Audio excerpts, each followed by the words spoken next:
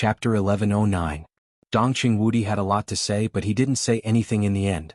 After the incredible scene in the living room, everyone could see that Li Tianlan was in a bad state. No one knew how bad it was, but the extremely severe headache and depression almost broke Li Tianlan's will. Li Tianlan didn't have dinner. He went directly to the room that the Bai family had already prepared for him and fell asleep almost as soon as he lay down. He was dizzy and in a trance. Li Tianlan had a dream all night. There were all kinds of bizarre pictures in the dream. His perception of his own position was sparse and difficult to refute. He didn't know where he was in the dream. All he could see was holy light and battleships all over the sky. It was like a mythical world shrouded in technology, or a supermodern world shrouded in myths. The content of the dream had no continuity. It was almost a constantly rotating picture without any connection, but it appeared in the dream as a matter of course. Perhaps influenced by the conversation of Shenyuan Wushang not long ago, a huge cross even appeared in his dream. The fairy tales that he had heard from his grandfather when he was a child also began to appear. The list of deification, the journey to the west, Sun Wukong, Hoi shooting the sun, and so on. His thoughts were completely free in the dream. The pictures flickered without beginning or end. When he opened his eyes, there was already a hazy light outside the window. A pair of soft and delicate hands gently scratched his scalp. Her movements were gentle and a delicate fragrance floated. A pair of dreamy and bright eyes appeared in Li Tianlan's sight. From the dream to reality, this pair of bright eyes seemed to be a clear bridge. In a moment of trance, Li Tianlan seemed to see the sky full of stars. "You're awake." Seeing him open his eyes, Qin Weibai smiled slightly. Li Tianlan grunted in a low voice, and the messy dream quickly faded away. Li Tianlan rubbed his forehead and took a deep breath. His head was still a little uncomfortable, but Li Tianlan could completely ignore this degree of discomfort. Although the depression in his heart still existed, as the night passed, the pictures he saw before began to become blurred. When the perspective returned to normal, he seemed to become normal. "What time is it?" Li Tianlan asked, playing with Qin Weibai's hair. "It's nearly 10 o'clock. Qin Weibai shook her head. Her hair brushed past Li Tianlan's face, tickling him. "You slept for nearly 14 hours. I'm tired." Li Tianlan laughed at himself and said, "I had a dream all night and it was all messy." The scene in the dream gradually became blurry and almost completely disappeared. Li Tianlan seemed to think of something and laughed. "I dreamed that Sun Wukong and Buddha had a falling out and fighting. They were even driving a plane to fight against each other. In the dream I actually felt that it was normal." Qin Weibai also smiled, but her smile was a little unnatural. Dream? She had been dreaming recently. But it was different from Li Tianlan's absurd dream. Her dreams were filled with an extreme regularity and normality. The absurdity and abnormality of the dream were actually the most normal. Qin Weibai's normality was the biggest abnormality. Every time she entered her dream, she would appear in an incomparably vast starry sky. Galaxies and star clusters would constantly appear, and large numbers of stars would explode and fall. Her dream had become a TV series that was related to but not very closely related to the real world, and it would always continue. Qin Weibai was also continuing, looking for her garden, looking for the black giant tree, and looking for the almost transparent figure under the giant tree. In her dream she had incredible power. That was a dream. The power to make it real. No matter what she needed, with a flash of thought, everything in her imagination could become a reality in the dream. Spaceships, superluminal spaceships, superluminal warships, superluminal interstellar fleets. Star cluster level scanning radars. Various civilizations all over the starry sky. A lot of things appeared out of thin air in her imagination, and even she didn't know what to call them. In just a few days, in the continuous dream every night, Qin Weibai had already owned countless superluminal interstellar fleets that could travel across the starry sky. If all the numbers were added up, Qin Weibai had calculated that the number had exceeded 6 trillion. Not 6 trillion warships, but 6 trillion fleets. Each fleet had the ability to search a galaxy. But under the vast starry sky in the dream, she wanted to find what she was looking for, but it was still like looking for a needle in a haystack. Qin Weibai didn't tell Li Tianlan about all this. She didn't know why. Every time she wanted to say it, there would be an indescribable fear in her heart.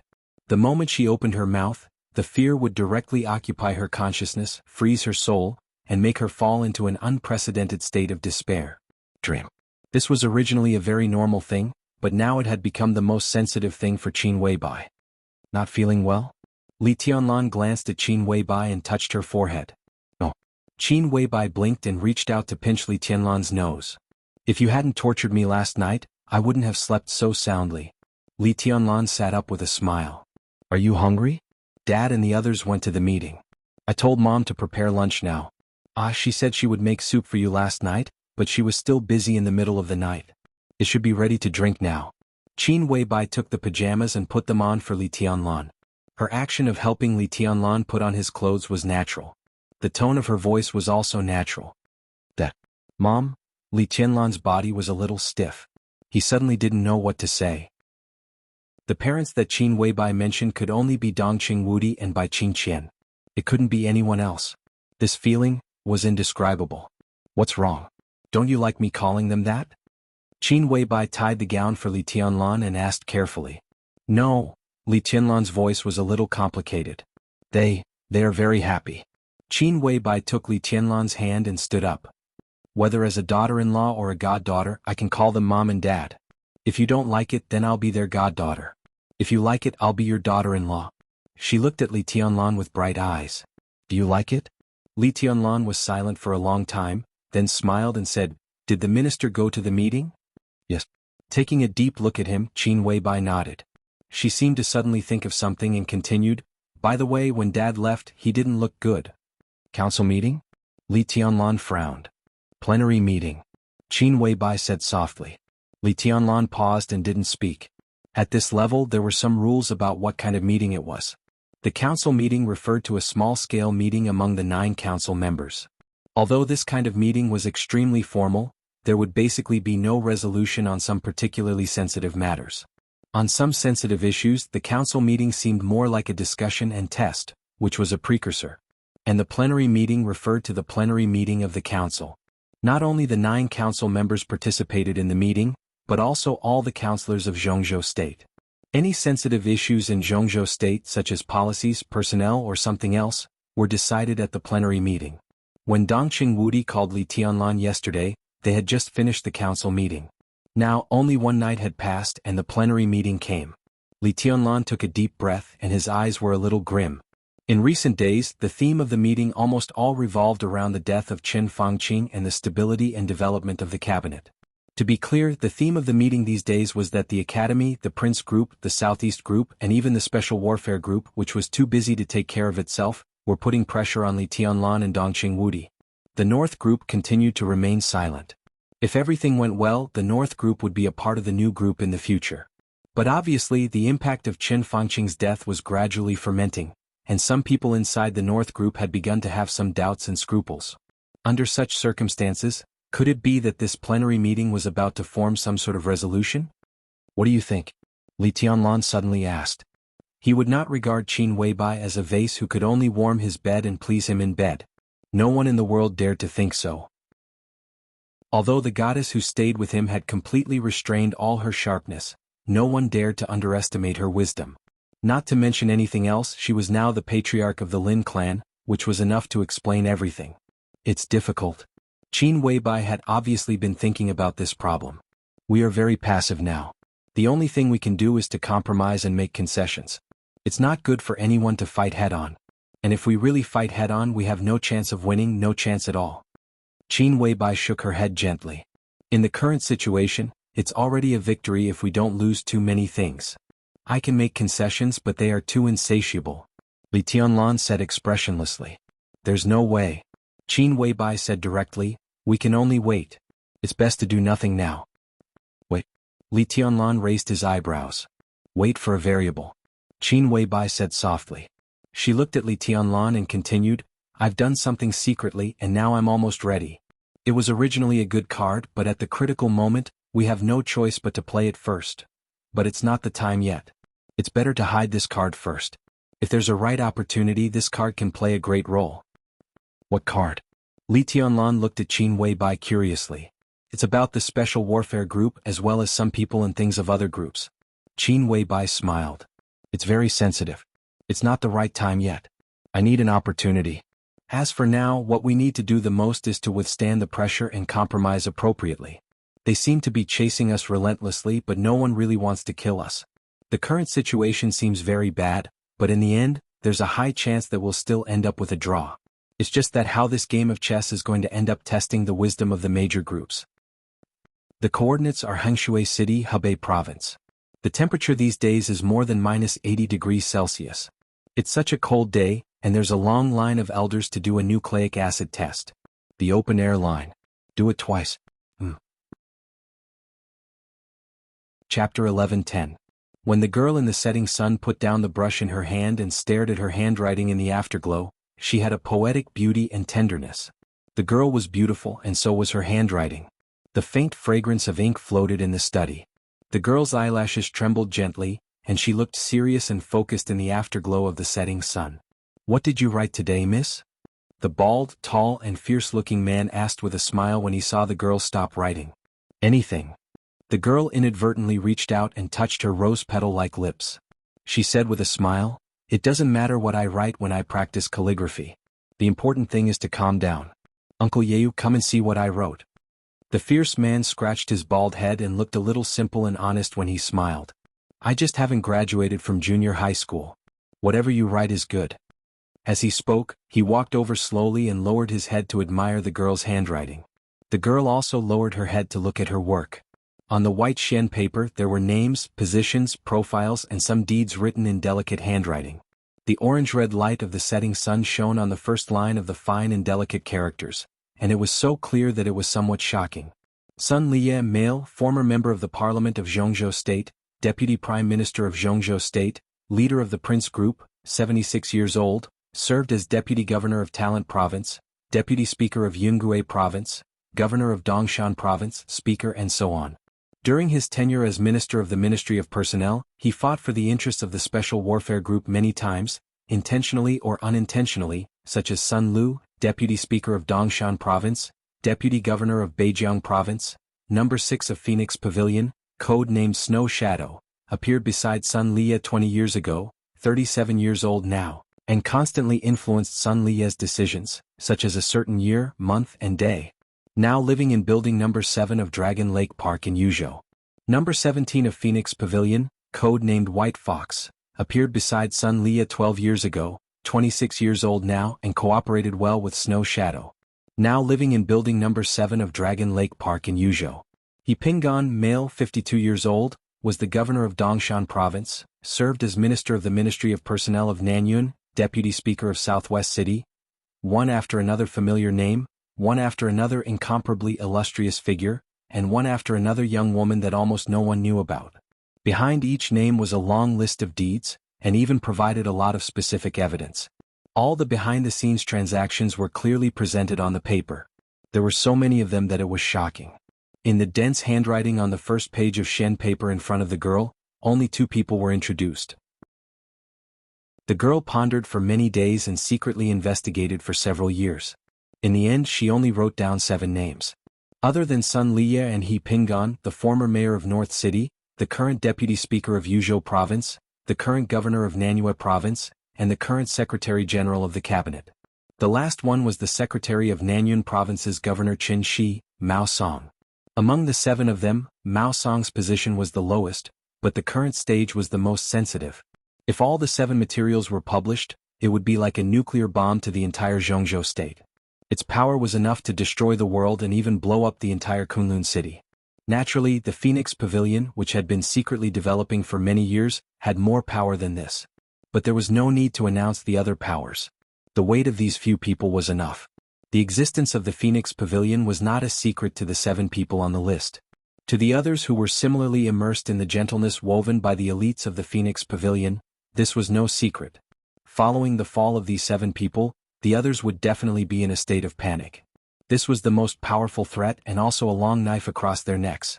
After the 7 people were taken down in an instant, Emperor Dong's palace could continue to use this long knife to make use of those who had not been exposed. Dongshan, Nanyue and North City, the cabinet. The 7 names involved the Prince Group, the North Group, the Academics and the Southeast Group, which was enough to show how terrifying the tentacles of the Phoenix Pavilion extended. And these places happened to be the key places that Emperor Dong's palace would attack next. The girl was not worried at all that no one would believe these things. These people and these things, the authenticity was almost unquestionable. There was a lot of evidence and a little investigation could find a lot of problems. When this material was published, it would be sent to the council members as soon as possible. Then, the entire Zhongzhou state should be able to hear to that kind of earth-shattering explosion sound. The pressure on Emperor Dong's palace would be greatly relieved. Even if there were still people who would not let go of Emperor Dong's palace, Li Tianlan's graduation would no longer be their main target. Judging from the current terrible situation of Emperor Dong's palace, this was indeed a good card that could pull Emperor Dong's palace out of danger. But the girl always felt a little pity. She originally planned to use this powerful trump card to make a perfect cooperation with His Majesty Li Tianlan. She lowered her head and continued to stare at the words on the paper. Beside the girl, the expert at the peak of the thunder-shocking realm from Kunlun City was also reading these words seriously. His loyalty to Kunlun City had always been extremely fanatical. But looking at the shocking information on the paper, which was enough to doom Kunlun City eternally, he did not have the slightest change in his expression. All the real handwriting became different when it was projected to his eyes. He just felt that there were a lot of handwriting on the paper, and it seemed that what he saw was not comprehensive. But he did not think much and just smiled. There is no wind or rain, and it looks a little familiar. Uncle Yeu must know about Mistress Su's calm disturbance. You are laughing at me again. The girl smiled gently. Her real age was less than 13 years old, but she had an indescribable charm. Yeu laughed and then said meaningfully, Miss, this poem is not well written. His Highness may not like it. In this situation, His Highness can't wait for the storm outside. The bigger the storm, the better. The girl named Gu Xinyan's smile faded a little. After thinking for 2 seconds, she asked softly, Still can't get in touch with the teacher? Can't get in touch with him. Yeu shook his head helplessly. I haven't heard from him for several days. I don't know where His Highness is. Gu Xianyan nodded thoughtfully and looked at the handwriting on the desk in front of her again. Sister Qin was now ready to play her card, but she had never really done it. She said she would wait for an opportunity. Would this opportunity be the time for Gu Xingyun to appear? After all, it would be such a pity if Gu Xingyun, the protagonist of this drama, was missing. Chapter 11:11. When Dongqing Wudi and Bai Zhanfang came back, it was nearly 10 o'clock in the evening. Not to mention their gloomy faces, the meeting time was enough to make everyone in the Bai family who really knew the current situation serious. It was another nearly 14-hour meeting. The longer and longer meeting time also showed that Dongqing Wudi was now under great pressure. Except for them, no one knew how fierce the debate was at today's plenary meeting. There was silence in the smoky study. Zhou Mulin, Dongqing Wudi, Bai Zhanfang, and Bai Qingzhao were all smoking in silence. Bai Qingqian peeled an apple and handed it to Li Tianlan. Li Tianlan took it subconsciously, shook his head and put it on the table. Qin Weibai was making tea. 2 screens hung on the other side of the study. The screens were on, and the figures of Zhou Yuanshan and Wu Jingmin were equally serious and dignified in front of the screens. These people were almost the core team of the giant group and the new group. It was not convenient for Wu Jingmin to come now. Zhou Yuanshan was far away in Jiangxia and could not come, but he participated in the discussion through the internet. These people were the most intuitive present and future of the giant group and the new group. After next year's election, Zhou Mulin and Bai Zhanfang would retire, and Dongqing Wudi would continue to be re-elected. At the same time, Bai Qingqian and Bai Qingzhao would enter the Zhongzhou State Parliament, and Wu Jingmin would serve as a director of Zhongzhou State. Zhou Yuanshan, who was 39 years old this year, would officially establish his position as the leader of the new group in this election. In Li Tianlan and Dongqing Wudi's vision, they intended to push Zhou Yuanshan directly into the parliament. Considering his age, it was almost impossible for Zhou Yuanshan to become a member of parliament, but he could pass the time as a substitute member. At the same time, he could stabilize Nanyue. 5 years later, he could enter the parliament and even further become a director. This was the biggest disadvantage of the new group now. It was not that there were no people available, but there were no suitable candidates for some high-level positions, which involved qualifications and prestige. Wu Jingmin was the only candidate who could make everyone speechless. Bai Qingqian also had the qualifications to become a member of parliament. A little lower, there were provincial speakers and governors. Although the people of the new group lacked qualifications, there was no lack of recommendations. As a result, Nanyue was a little difficult. Unless the new group gave up Nanyue, it was necessary to introduce a candidate who could barely enter the parliament. Zhou Yuanshan was the only choice. Although Zhou Yuanshan was too young and barely qualified, his future and ability were reassuring. Coupled with Li Tianlan's strength, it was not impossible for the new group to push him up. However, with Chen Fangqing's death, the variables and everything increased greatly. Not to mention Zhou Yuanshan's position, even Bai Qingqian's position was being coveted. I'll take a step back. In the long, deathly silence, Wu Jingmin suddenly smiled and said in a calm voice. For a moment no one spoke. Qin Weibai paused in making tea. After a few seconds she looked up and asked, "Is the situation so serious?" "I'm afraid it's more serious than you think." Dongqing Wudi took a deep drag on his cigarette and sighed softly. "What did you discuss in today's meeting?" Li Tianlan asked suddenly. Dongqing Wudi flicked the banquet and couldn't help sneering. Obviously, he was extremely dissatisfied with the content of today's meeting. Human affairs. For 14 hours they talked about human affairs and united against us. Some people talked about several key positions, even Jingmin's position. Do they really think we're at the end of the road? We're not at the end of the road. Wu Jingmin smiled and said, but it's good to compromise appropriately. I'll step down and Speaker Bai will take over. This is the best solution at present. He looked at Dongqing Wudi and then at Bai Qingqian. His eyes were very deep. Everyone could understand what Wu Jingmin meant. Wu Jingmin was already very old. If he continued to serve for another term, when Zhou Mulin and Bai Zhanfang stepped down, he would be the oldest in the Zhongzhou State Parliament, whether it was a member or a director. It was the helpless move of the new group for him to go further. After one term he had to step down anyway. At present, several major groups were targeting the new group. Wu Jingmin stepping down at this time was undoubtedly a super heavyweight bargaining chip and a huge compromise for the new group. Now no matter how bad the situation of the new group was, no one really wanted to push Li Tianlan. As long as Wu Jingmin stepped down, the matter would almost come to an end. With Wu Jingmin's withdrawal, it also meant that the position of the Deputy Prime Minister of the Cabinet, which was quite important among the directors of Zhongzhou State, was vacant. Other groups targeted Wu Jingmin not because they really wanted this position. A director's position was the key, especially when this position also represented the Deputy Prime Minister of Zhongzhou State, which was high and powerful. Because everyone wanted this position, but no one was willing to fight for it. If they fought for it, it meant that they would be the first to become chaotic. After all, they were targeting the new group and they themselves were not monolithic. No one was willing to fight for such a sensitive position. Therefore, even if Wu Jingmin stepped down, the position of the Deputy Prime Minister was very likely to fall into the hands of the new group. With Bai Qingqian, she could skip the councillor position and directly become the new director of Zhongzhou State. And what the major groups were targeting Wu Jingmin at this time actually wanted was the original position of councillor that belonged to Bai Qingqian, which ranked third in the cabinet.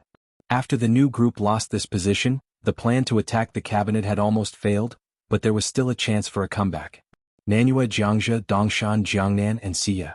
With 5 provinces in hand, if it operated properly, the new group would still be the top group in Zhongzhou State, and it could also establish its right to speak in the cabinet to a certain extent. And if it gave up its strong position in the cabinet, the new group could fully help the giant group fight for some other positions while stabilizing its position, which was also the key of the key. The two groups had always had high expectations for this election, and it could be said that they were determined to win several key positions. The battle for the cabinet was one of the focuses. Nanyue was also the focus. In addition, there was a position in the military that everyone was paying attention to but no one had mentioned yet. After the election, even if Dongqing Wudi was re-elected, he would inevitably step down from the position of the commander of the Border Control Corps. This position originally belonged to Dijiang of the Wang family of Beihai, but after his resignation, Dongqing Wudi held the position for more than 2 years. The giant group undoubtedly wanted to take back this traditional sphere of influence that belonged to them. What did the commander of the Border Control Corps mean? It was possible. It could be said that he was a super heavyweight in the military, a member of Zhongzhou State, a deputy minister of the army headquarters, a director of the military, and a marshal of hundreds of thousands of troops. It was no exaggeration to say that the final ownership of this position had the most direct relationship with whether Dongqing Wudi's influence on the military was strong or not. If there were no changes within the Wang family of Beihai, the most powerful candidate for this position was the deputy minister of the army headquarters, Yi Dongxing, who was known as the god of army of Zhongzhou State. If he came forward, the giant group could only give up no matter how unwilling they were. Today, in the whole of Zhongzhou State, no one was more suitable to go to the Border Control Corps than Yi Dongxing. If Beihai pushed him forward, then the others had nothing to say. But now Yi Dongxing was fighting for the position of director, and it was impossible for him to go to the Border Control Corps. In this way the giant group had hoped to fight for it again. The new group still didn't know who the giant group was going to push to fight for that position. Even Li Tianlan didn't know. They only knew that in Dongqing Wudi's mind, this person was almost a candidate who would definitely succeed if he was pushed forward.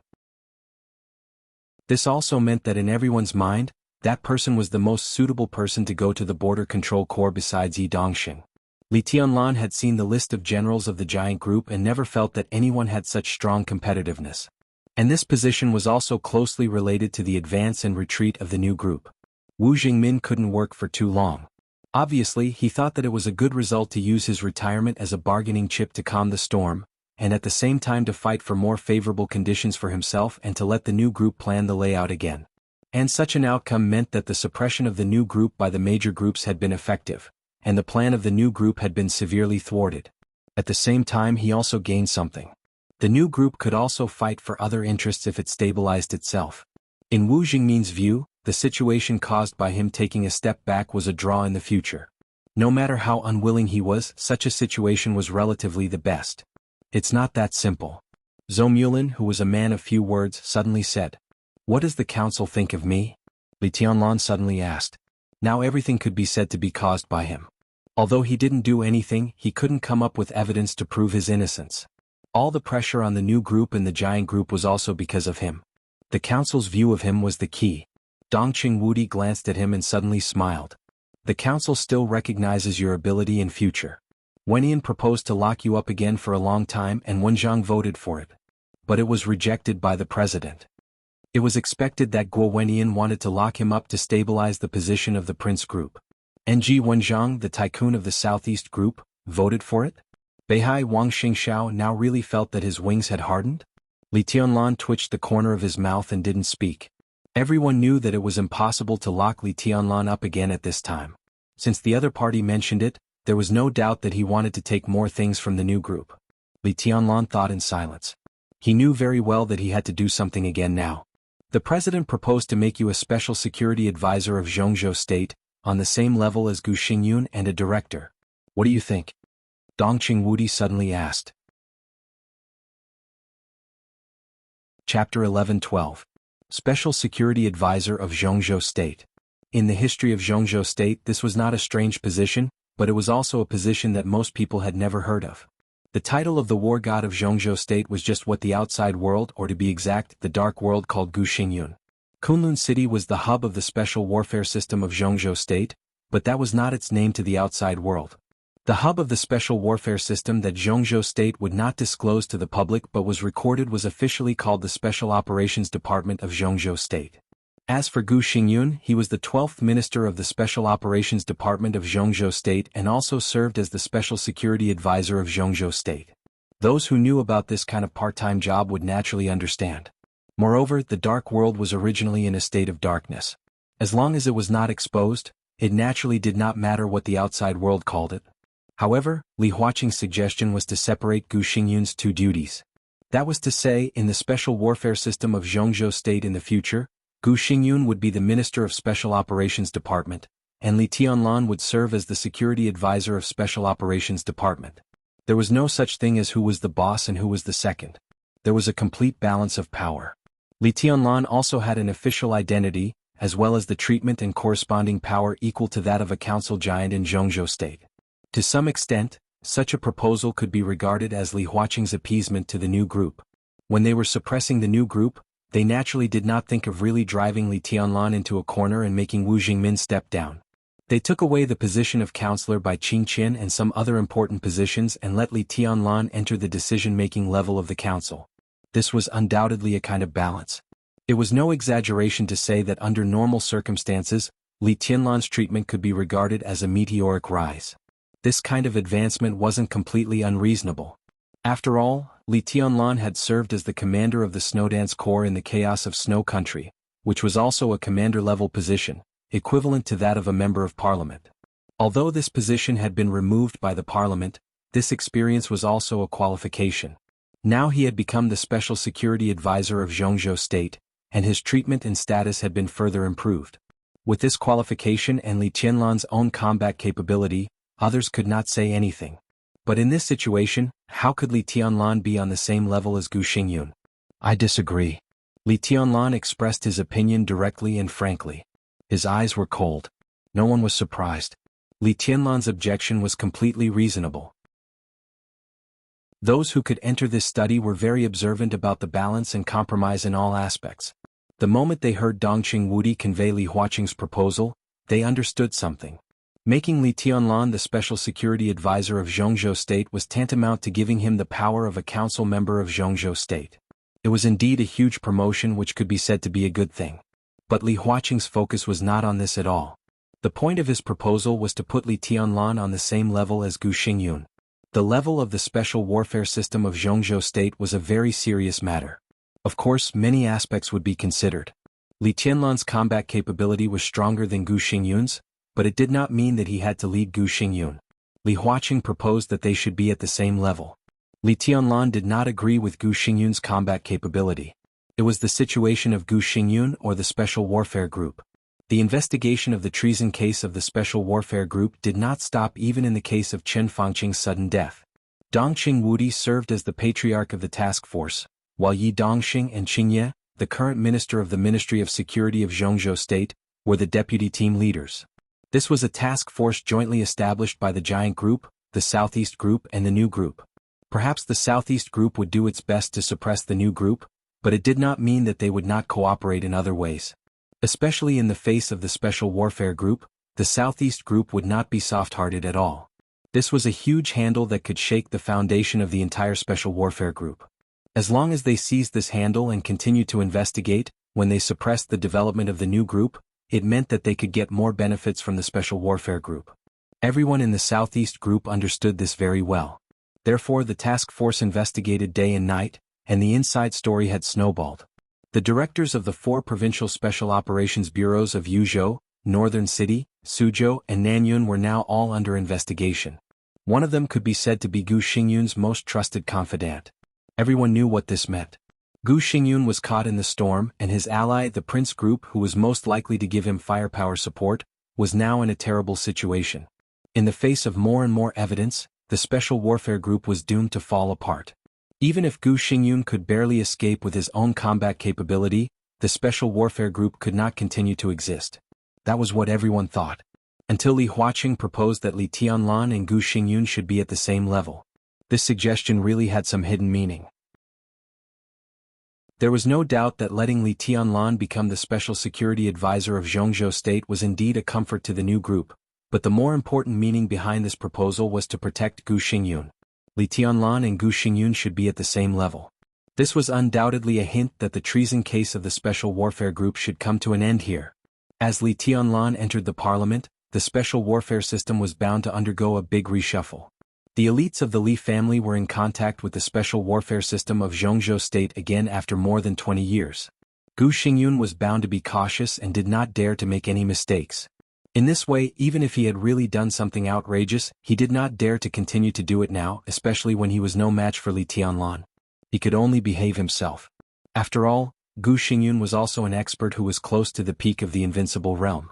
Perhaps after realizing the extreme strength and presumptuousness of his personal strength, Li Huaqing's suspicion of Li Tianlan did not disappear, so he thought of using Gu Xingyun to check and balance Li Tianlan. This was not a good choice, but it was the only choice. Of course, there were better ways, such as transferring Wang Xingxiao to take over Gu Xingyun's position. But in this way, not to mention the backlash within the Special Warfare Group, the Southeast Group and the New Group were not fools. Who would be fooled by such an obvious provocation? Such a proposal could not be passed at all. In order to protect Gu Xingyun, the Prince Group, which also needed an ally, would definitely support it. The North Group, which already had doubts, would only choose to be neutral. The Southeast Group was also happy to see Gu Xingyun involve Li Tianlan's angle, but it would not make a clear statement. In this way, the probability of passing was very high. Once this proposal was passed, it meant that Chen Fangqing's death and the case of treason of the Special Warfare Group were completely over. The rest were just some trivial aftermath. The Special Warfare Group would naturally reunite with the Prince Group when it regained its footing. Chen Fangqing had been in the cabinet for many years. His death was originally a touch of sadness. Coupled with his deep-rooted management, the Prince Group had been able to stabilize the situation with the strong support of the Special Warfare Group. Now that the new group had lost the initiative, it was no longer advisable to cut a piece of meat off the prince group. Similarly, their plan to conquer the cabinet would also be completely ruined and doomed to failure. But the new group did not gain nothing. Li Tianlan entering the parliament and becoming an invisible director could also be regarded as the expansion of the new group's sphere of influence. This was also the result that Li Huaqing wanted. He hoped that the new group could rise and make its voice heard in different fields, but he absolutely did not want it to be too tough in one field, such as the cabinet. The new group had no choice but to accept such an outcome. This is unacceptable. The Prince Group, which has stabilized its position, has an ally, and it is not difficult to stabilize the interior. Li Huaqing is also willing to let the Prince Group have one more director to cooperate with Guo Wentian. The decline of their influence is inevitable, but the appointment of the new director is certain after Li Huaqing's promise. This was already a great harvest. Such a situation was also Guo Wentian's dream. An Bai Qingqian entered the cabinet and replaced Wu Jingmin. The position of counselor left by her was the goal of the Southeast Group. The Prince Group wanted the position of the new director, the Giant Group wanted to protect the new group, and the new group wanted to stabilize itself. No one would compete with the Southeast Group. Li Huaqing was also ready to unite most of the forces to promote Hua Xingyang as the prime minister. So the Southeast Group would get the position of the counselor as it wished. And the academics also achieved their set goals. Li Huaqing was re-elected, and Hua Xingyang was the prime minister. In the next 5 years the academics would be completely strong. It was already a great harvest for the Special Warfare Group to be able to stabilize its position. Naturally it would not ask for too much. And the deal between the North Group and the new group would not let each other down. In this way the situation between the six would be completely obvious. The new group, the Special Warfare Group and the Prince Group were all losers, but they also gained something. The Giant Group and the North Group did not lose or win, but they also got what they needed. As the victors, the academics and the Southeast Group had their gains, but at the same time they had to pay. The most important thing was that after this, the entire Zhongzhou state would become stable. Stability was always the overriding factor. Victory and failure, balance and compromise, every move of the major groups was between advance and retreat. No one left dismally. After reaching a situation that everyone could accept, the stability would continue. They never tried to destroy any strong group, but they could freely advance and retreat. This was the key to Li Huaqing's success today, and it was also the style of the academics. Now it seemed that it was undoubtedly very clever. Countless thoughts were running in Li Tianlan's mind, and he suddenly said, "What's the result?" "No result." Zhou Mulin suddenly smiled. "The pressure is great, but I can still stand it for the time being, but..." He shook his head and did not continue. Li Tianlan already understood what he meant. If there was no hope of a comeback, then this result was the best result. Li Huaqing protected Gu Xingyun. Although they were somewhat unwilling, they could only accept it for the time being. After all, it was not a bad thing for them that Li Tianlan entered the parliament. Moreover, the difference in combat strength between Li Tianlan and Gu Xingyun was extremely obvious. But in the environment of the special warfare system, Li Tianlan's strength would not be shaken at all because of his shallow foundation. The initiative was already on Li Tianlan's side. Li Tianlan was also very clear why there was no result at this plenary meeting. The only explanation was that although Dongqing Wudi and the others resisted the pressure to express their opposition, such opposition would obviously not be too firm. This also meant that they had the possibility of agreeing, but the details still needed to be discussed. Otherwise, today was a plenary meeting, and Li Huaqing could use a vote to force his proposal. It did not come to this step, naturally because of Dongqing Wudi's attitude, so there was a possibility of compromise. Li Tianlan lowered his head slightly and narrowed his eyes. Perhaps now in the heart of the leader of the giant group, he was already thinking about how to make himself more powerful in the special warfare system. Chapter 11-13. Let's wait a little longer. Li Tianlan was silent for about 4 or 5 minutes before he leaned back on the sofa and said softly. Dongqing Wudi nodded and said, Li Huaqing didn't force his proposal through at the plenary meeting today because Dongqing Wudi and others didn't refuse firmly. This left room for further discussion. Similarly, no matter how firm the opposition was, it was still an opposition. This also left time for discussion with Li Tianlan. The next result could be discussed later. There was less than a year before the election. Time was tight, but there was still some spare time. You have to make up your own mind about this matter. Think it over. Dongqing Wudi lit another cigarette and said with a smile, "The president has time to wait." He didn't continue. Li Tianlan nodded silently. The current situation was undoubtedly extremely unfavorable for the new group. Everyone was under great pressure. Li Huaqing wanted to calm down the storm and gave a relatively acceptable result. The Xian group could consider or even refuse, but the longer this decision was delayed, the more variables there would be, and the more losses there would be. After all, while the Xian group was considering, the other groups would not just sit still and do nothing. When it was time to suppress the Xian group, they would definitely go all out. This time was almost regarded as the last time the Xian group could suck the Xian group's blood before they compromised. Li Tianlan picked up the teacup, took a sip of tea and looked at Wu Jingmin on the screen. As if noticing his gaze, Wu Jingmin nodded with a smile. This old man who had truly sacrificed everything for the Li family had long felt exhausted. Now that he had retired, he had nothing to be unwilling about. Even he himself thought that this was the best result. Li Tianlan slowly leaned back on the sofa and stopped talking as if he was meditating. Dongqing Wudi began to talk about several sensitive positions in the military.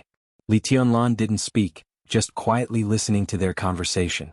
The moment he closed his eyes, his perspective had begun to shift in another direction. The Qin family was filled with a mournful atmosphere. Qin Fangqing and Qin Shi died on the same day, so their funerals were naturally on the same day. Although it had been less than a week since their funerals, the Qin family had obviously become deserted. Even most of the Qin family's relatives had left Yuzhou. If Li Tianlan really accepted Li Huaqing's proposal, there was no doubt that after the major groups reached a new balance, the Qin family's experience would soon be completely forgotten. As Qin Shi's secretary, Mao Song still hadn't left the Qin family's compound. Qin Fangqing's death had earned the whole Qin family a lot of sympathy. While the hard-pressed prince group suppressed the new group, it also hoped to unite the Qin family for more support. Qin Fangqing did make a series of inappropriate decisions before his death, but his contribution to Zhongzhou state couldn't be erased. Not only in the prince group, but even the senior officials of other groups respected Qin Fangqing very much. At this time, uniting the Qin family would undoubtedly put more pressure on the new group. People close to the Qin family would be further promoted. It was said that Qin Fangqing's secretary Yuan Lin would soon serve as the governor of a province. The Ministry of Personnel also talked to Mao Song. It was said that he would soon be appointed as the Secretary General of a province. The Qin family was not very prosperous. Except for Qin Fangqing and Qin Shi, most of the others were developing in the economic field and state-owned enterprises. These people would also be taken care of to varying degrees. But as the storm of Qin Fangqing and Qin Shi's death subsided, the Qin family's biggest reliance in the future was undoubtedly the two secretaries, Yuan Lin, who was the governor, and Mao Song, who was the deputy governor. So the Qin family was now trying to win over these two secretaries. No matter what Mao Song and Yuan Lin thought now, they couldn't really leave the Qin family alone. So the two of them had been living in the small courtyard arranged for them by the Qin family during this time, dealing with Qin Fangqing and Qin Shi's funeral. At the same time, they were also waiting for the new appointment notice. Mao Song's performance had always been normal. The so-called normal was not panic, not excitement, and had always maintained a rigorous and serious attitude to deal with all kinds of affairs and deal with all kinds of people. After dinner, Mao Song shut himself in the study. This used to be Qin Shi's study, but now it was Mao Song's office. It could be seen that the Qin family valued and wanted to win him over. He was now studying several documents about Nanyun province. There were many rumors about his and Yuan Lin's promotion in the outside world. It seemed to have been settled, but in fact there were also disputes. As Qin Fangqing's secretary, Yuan Lin's rank was the governor. His position was also the most controversial. Many of the higher-ups were inclined to let Yuan Lin be the governor of a province in the northwest. Under normal circumstances, Yuan Lin could be said to have such an outcome. Everyone knew the current situation of the prince group. If Qin Fangqing stepped down under the pressure, there was basically no hope for the governor of Yuan Lin. Most likely he would be given an idle position to retire, which was a relatively good outcome. But now, Qin Fangqing's abnormal death became a ladder for Yuan Lin's promotion. Coming out of Qin Fangqing's influence, he was still a capable person of the prince group. Naturally, the prince group wanted to take this opportunity to push him to a more prominent position. Therefore, the prince group was now inclined to transfer Yuan Lin to be the speaker of the province in the northwest. The speaker of a province and the governor seemed to have the same rank, but in the eyes of the higher-ups, they had completely different weights. Yuan Lin himself was the governor, and his seniority was enough. Even if Yuan Lin could not be the speaker of a province, The position of the governor of a remote province was not something the prince group could be satisfied with. Therefore, if it was determined that he could not win the position of the speaker of a province, Yuan Lin would naturally be appointed to a more important position at the level of the governor. In Zhongzhou State, it was not easy to find a position more valuable than that of the governor but not the speaker. Several heavyweight departments in Zhongzhou State had always been contested by militarists, so it was hard for the prince group to arrange for them. As for departments like the Ministry of Personnel, they were all members of parliament. Yuan Lin was not qualified. Therefore, the prince group was now focusing on fighting for two positions. The first was the mayor of Yuzhou. The second was the mayor of Huading. The current speaker of Huading was one of the leaders of the prince group, so it was unlikely that Yuan Lin would go there. In Yuzhou, with Bai Zhanfang's retirement next year, there was bound to be a reshuffle in the Yuzhou parliament. Yuan Lin undoubtedly had a great chance. This was also the result that the Chens wanted to see. If Yuan Lin became the mayor of Yuzhou, it would be easier for him to take care of the Chens. This was also what Mao Song wanted to see. Because Yuan Lin could not win the position of the speaker of a province, the higher-ups would inevitably make compensation in other aspects. Qin Fangqing's secretary was demoted, and Qin Shi's secretary was promoted. This was a matter of course.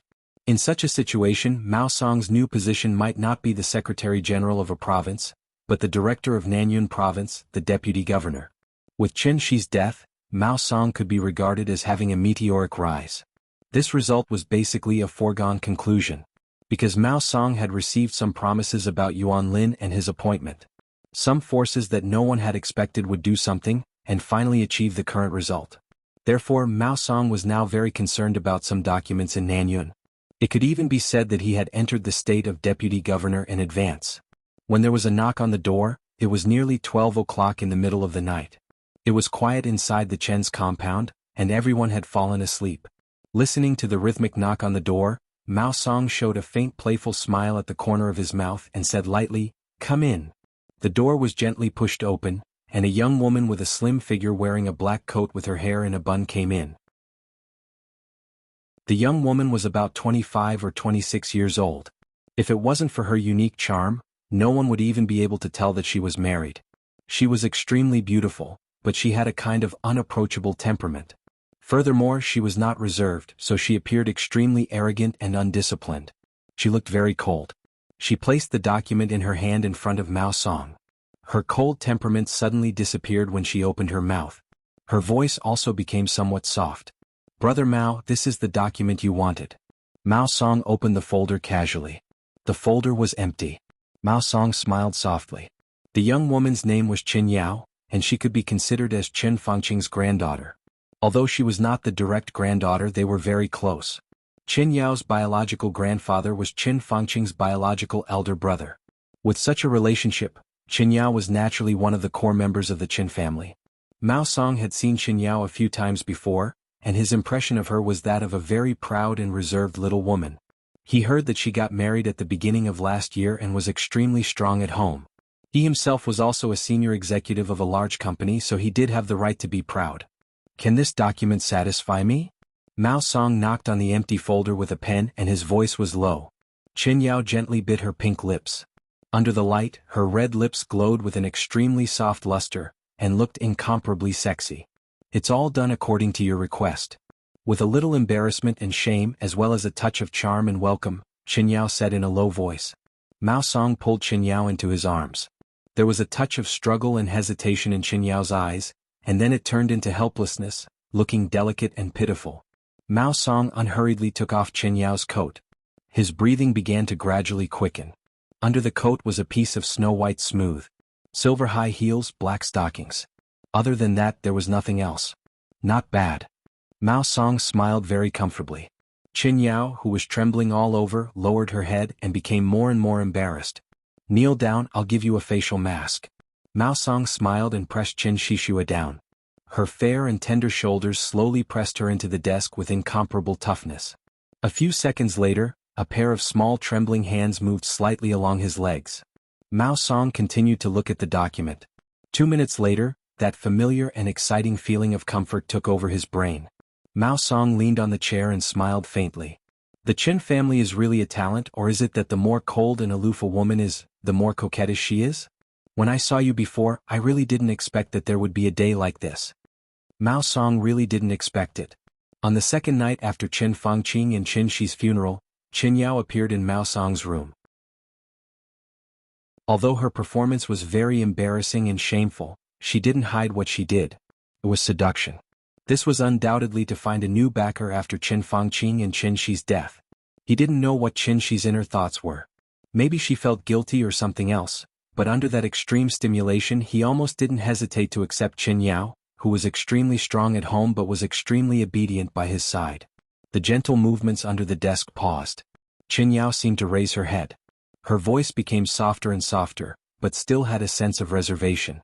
That voice was low, but in Mao Song's ears, it was like thunder. I just saw Aunt Morong enter Secretary Yuan's room wearing makeup and sexy clothes. At this time, Aunt Morong Yuan Lin very sexy. Mao Song's mind was dizzy.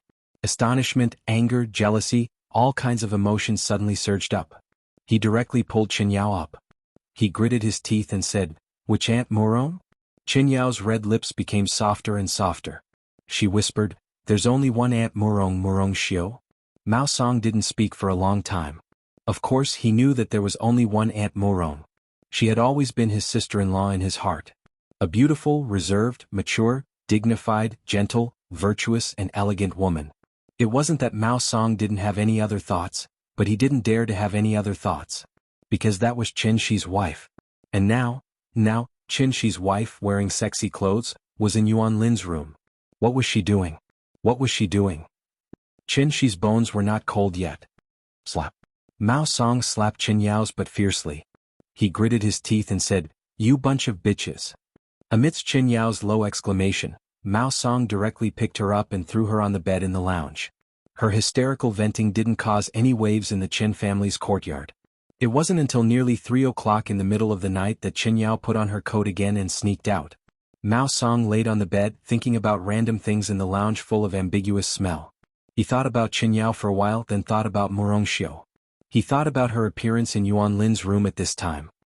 He thought about her usual dignified and gentle appearance. He thought about Qin Shi again. Sometimes he gritted his teeth, sometimes he sighed softly. He gradually fell asleep in a daze. In the dark lounge, a shadow that had witnessed everything slowly moved and finally came to Mao Song's bed.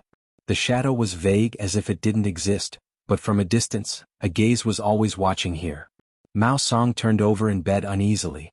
His brows gradually wrinkled, and his breathing began to become rapid. In the chaotic dream, Qin Yao became Morong Xiu. The woman he once dreamed of seemed to have lost all elegance and reserve, leaving only rich and intoxicating gentleness and charm. She obediently knelt in front of his door. Bang. In the dream, the sound of the door breaking sounded. Qin Shi stood outside the door with a twisted expression, staring at him. A Qin Shi covered in blood from head to toe. Qin Shi rushed over directly and firmly choked his neck. No. Mao Song suddenly woke up from the dream with a scream. His body curled into a ball and he kept muttering to himself, "I didn't kill you, I didn't kill you. Governor, let me go. I didn't kill you." The gaze that had been cast on Mao Song was withdrawn. The vague shadow in the lounge rushed out of the Qin family's courtyard in an instant and turned into a black windbreaker. The windbreaker was completely unfolded. A meteor suddenly crossed the sky over the Qin family's courtyard. The next second, the windbreaker appeared inside the Bai family's manor and automatically hung on the hanger. In the bedroom, Li Tianlan gently hugged Qin Weibai, played with her hair and smiled slightly. The breakthrough was found. And it was an unimaginably good breakthrough. Chapter 11:14. Except for a few people involved in Li Tianlan, no one else knew the absurd scenes that happened in the Qin family's courtyard. The rich amount of information made all kinds of ideas spin rapidly in Li Tianlan's mind. Qin Yao Morong Xiu. Mao Song Yuan Lin. This was undoubtedly the best breakthrough and the variable that the whole Emperor Dong's palace had been dreaming of. It was not difficult to control Mao Song now. What surprised Li Tianlan the most was Morong Xiu. He had seen this distinguished madam of the Qin family on the first day of Qin Fangqing's death. She was less than 40 years old, mature and bright. She was indeed a rare beauty. If he had not seen it with his own eyes, he would not have imagined that this lady, who looked extremely dignified and reserved, could be more open than Qin Yao and Mao Song. If he had not heard it from her, he would not have thought that Qin Shi, who looked tall and strong, was not manly at all. It was easy to understand why Murong Xiu seduced Yuan Lin. Under normal circumstances, the identity of Madame Chen could indeed make her rich for the rest of her life. But this so-called normal circumstances had an important premise. The Chen family could continue to exist. This was obviously impossible. Li Tianlan was not so generous. Everyone knew this. Being Yuan Lin's mistress did not sound good, but as long as she left the Chen family, at least she could continue to live. Li Tianlan shook his head subconsciously. His heart was still surging with joy. He had decided to take advantage of this opportunity. It was Mao Song who killed Qin Shi. There was no doubt about this. Mao Song's behavior in his dream was enough to explain the problem. The clue given by Xinyuan Wushang also pointed to Mao Song. Li Tianlan did not know how Xinyuan Wushang found Mao Song, but he had an almost instinctive trust in Xinyuan Wushang. As soon as Xinyuan Wushang gave the news, Li Tianlan directly sent out Ruthless, who had just inexplicably recovered some energy. Ruthless' sword intent was connected with his sword energy. Under the situation that they shared the same vision, Li Tianlan, who had been watching the Chen family's courtyard for a day, finally saw the explosive content he wanted to see. Qin Shi's death was confirmed. And the cause of Qin Fangqing's death was still inexplicable. But it was not important. What was important was that Yuan Lin was Qin Fangqing's secretary, and this secretary had slept with Qin Fangqing's daughter-in-law. As for the others, there was no need to mention them. This news alone was enough to completely reverse the current situation of Emperor Dong's palace. Li Tianlan instinctively wanted to get up and communicate with Dongqing Wudi about what he had learned. He knew himself very well. In terms of individual combat capability, no one in the whole dark world was his match now, and he could make some decisions from a very high position. But in any case, he could only be regarded as a newcomer in the high level of Zhongzhou state. It was inevitable that there would be things that he didn't consider thoroughly. At this time, he needed to rely on the wisdom of some old people to make himself mature in this aspect quickly. However, at this time, after a moment of hesitation, Li Tianlan lay back down. He didn't tell Dongqing Wudi about Mao Song before, because he couldn't explain the source of the information. He didn't know this himself. Monitoring Mao Song was his trust in Xinyuan Wushang. Now that he had made a major discovery, there was no need to explain the source of the information. A faintly discernible sword intent slowly bloomed from Li Tianlan's fingertips, matching with Heartless. Lian. Heartless, hanging on the hanger, disappeared in the Bai family's manor. The next second, the black trench coat kept splitting into shadows in the Chen family's courtyard, almost covering the entire courtyard in an instant. From now on, everyone in the Chen family was in Li Tianlan's sight. And the only thing he needed to do was to wait for an opportunity. An opportunity for Qin Yao and Murong Xiu to climb into Mao Song's and Yuan Lin's beds respectively. Li Tianlan's body relaxed slightly, and his arm around Qin Weibai slightly tightened. Qin Weibai, who was sleeping soundly in his arms, obediently turned over with the slight strength and buried her face in his arms. A delicate fragrance floated. Li Tianlan closed his eyes, relaxed his spirit, and gradually became in a trance. Late nights in the village were far more lively than at night. Within a few days of coming to the village, Li Guangtu had to change his schedule. He slept during the day and went out at night.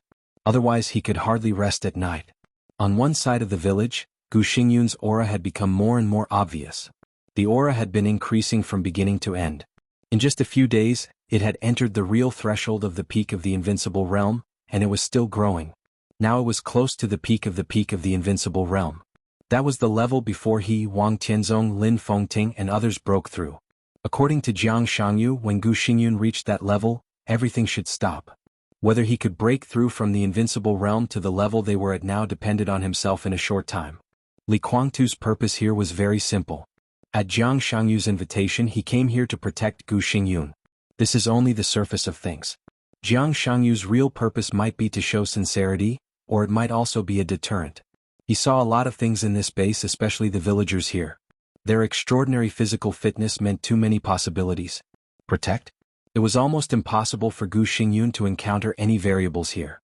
In fact, the strength of these people in the village was what Jiang Shangyu wanted to show Li Guangtu the most. Li Guangtu didn't want to admit it, but he had to admit that in a few days he had gradually lost some of his detached mentality. He had never looked down on Jiang Shangyu. The phrase, "the younger generation will surpass the older," was used to the extreme by Jiang Shangyu. But it didn't mean that Li Kuangtu really thought that Jiang Shangyu could be on an equal footing with him. The Jiang family was alone. Even with more aid and Knights Templars, they still had no advantage in front of the Purgatory of Heaven capital. Therefore, Li Kuangtu had always thought that the cooperation between them was dominated by the Purgatory of Heaven capital. This was a very normal thing to do. But after seeing this village and these villagers, his idea was almost completely subverted. Jiang Shangyu's position in his heart suddenly rose a lot. Li Kuangtu finally realized the strength of this alliance, and he knew that he had to give Jiang Shangyu enough respect when necessary. Jiang Shangyu had been sitting on the grass outside the village. He rarely entered the village and he didn't even eat much. Li Kuangtu only saw him occasionally eating a piece of grass pulled from the ground. He just sat there quietly as if he was thinking about something. The village was lively and noisy in the middle of the night. Almost all the villagers went out of their homes. There was no light in the village. In the pitch-black darkness, everyone was enthusiastically exchanging some trivial matters with each other. Li Kuangtu walked out of the village and turned to look at the villagers again. The layout of the village was narrow, and it was especially dark at night. Standing a little further away, even with his eyesight, he couldn't see the villagers clearly. But these villagers didn't seem to be affected at all. Every time he saw this, Li Kuangtu always felt a little uncomfortable. He couldn't tell what was going on, but in this village, which was lively at night but cold and silent during the day, he always felt uneasy and anxious for no reason. Taking a deep look at the villagers, Li Kuangtu shook his head and found Jiang Shangyu in a familiar place. Jiang Shangyu ate the grass in his hand bit by bit, thinking silently. "What are you thinking about?" Li Kuangtu sat down beside him. "I don't know." Jiang Shangyu's voice was calm and rational. "You don't know?" Li Kuangtu smiled. "I'm telling the truth." Jiang Shangyu looked at him seriously and said, "I always feel that I've overlooked something very important, but I don't know what I've overlooked. It's like I should have been prepared for something, but I suddenly ignored it because I was busy with other things." Li Kuangtu looked at him and didn't make any comment. He just said slowly, "Gu Xingyun's breakthrough is very smooth. We should be able to go back after dawn. In this place, the longer we stay here, the greater the risk of exposure. If we go back earlier, we may be able to catch up with the good show in Yuzhou." "Yes." Jiang Shangyu's eyes became a little dazed again, and it was obvious that he was lost in thought again. He instinctively echoed Li Kuangtu, "The good show in Yuzhou should come to a critical moment." Li Kuangtu narrowed his eyes slightly and was silent for a moment. Then he suddenly asked, "You said that you sent someone to test the two newcomers who appeared next to Li Tianlan? What happened?" Silence. A second later, Jiang Shangyu suddenly jumped up from where he was. He stared at Li Kuangtu and his eyes kept changing. Li Kuangtu was shocked, but he remained calm on the surface. He just looked at Jiang Shangyu quietly and asked, "There was an accident in the result of the test?" Jiang Shangyu looked at Li Kuangtu in silence. He was silent for a long time and then laughed hoarsely, "I don't know." "What do you mean?" Li Kuangtu frowned. Jiang Shangyu's smile was a little gloomy, a little enlightened and a little helpless. He looked at Li Kuangtu and said seriously, "Your Highness, if I tell you that I forgot about it, would you believe it?" In fact, it didn't matter whether Li Kuangtu believed it or not. What mattered was that it was true. If Li Kuangtu hadn't reminded him, he didn't even know how long he would have been thinking. There were some things that he didn't ignore. He completely forgot about it. He had completely forgotten that he had sent someone to probe Xinyuan Wushang. If no one had reminded him, he might not have remembered it at all. From a certain point of view, it was also a kind of deception. This was undoubtedly an extremely abnormal thing. Jiang Shangyu took out his mobile phone and began to dial. When he dialed, he murmured softly, "I'm afraid things are going to be troublesome." Chapter 11:15. Forgetting something was something that everyone would experience in normal life. However, it was something that he was very concerned about, but he forgot it. This was undoubtedly very abnormal. Jiang Shangyu was different from everyone else. Xinyuan Wushang and Xing Tian were unknown. Their appearance beside Li Tianlan seemed very abrupt. People would pay attention to them, but they would not pay too much attention to them. After Jiang Shangyu used all his connections to investigate Xinyuan Wushang and Xing Tian to no avail, and consulted Li Kuangtu several times to confirm that the Li family could not have these two people, he immediately realized that the sudden appearance of these two people might bring some changes. Probing their origins. This was the first thing Jiang Shangyu did, and it could be said that it was the thing he paid the most attention to. But he forgot. The result of the test was already obvious.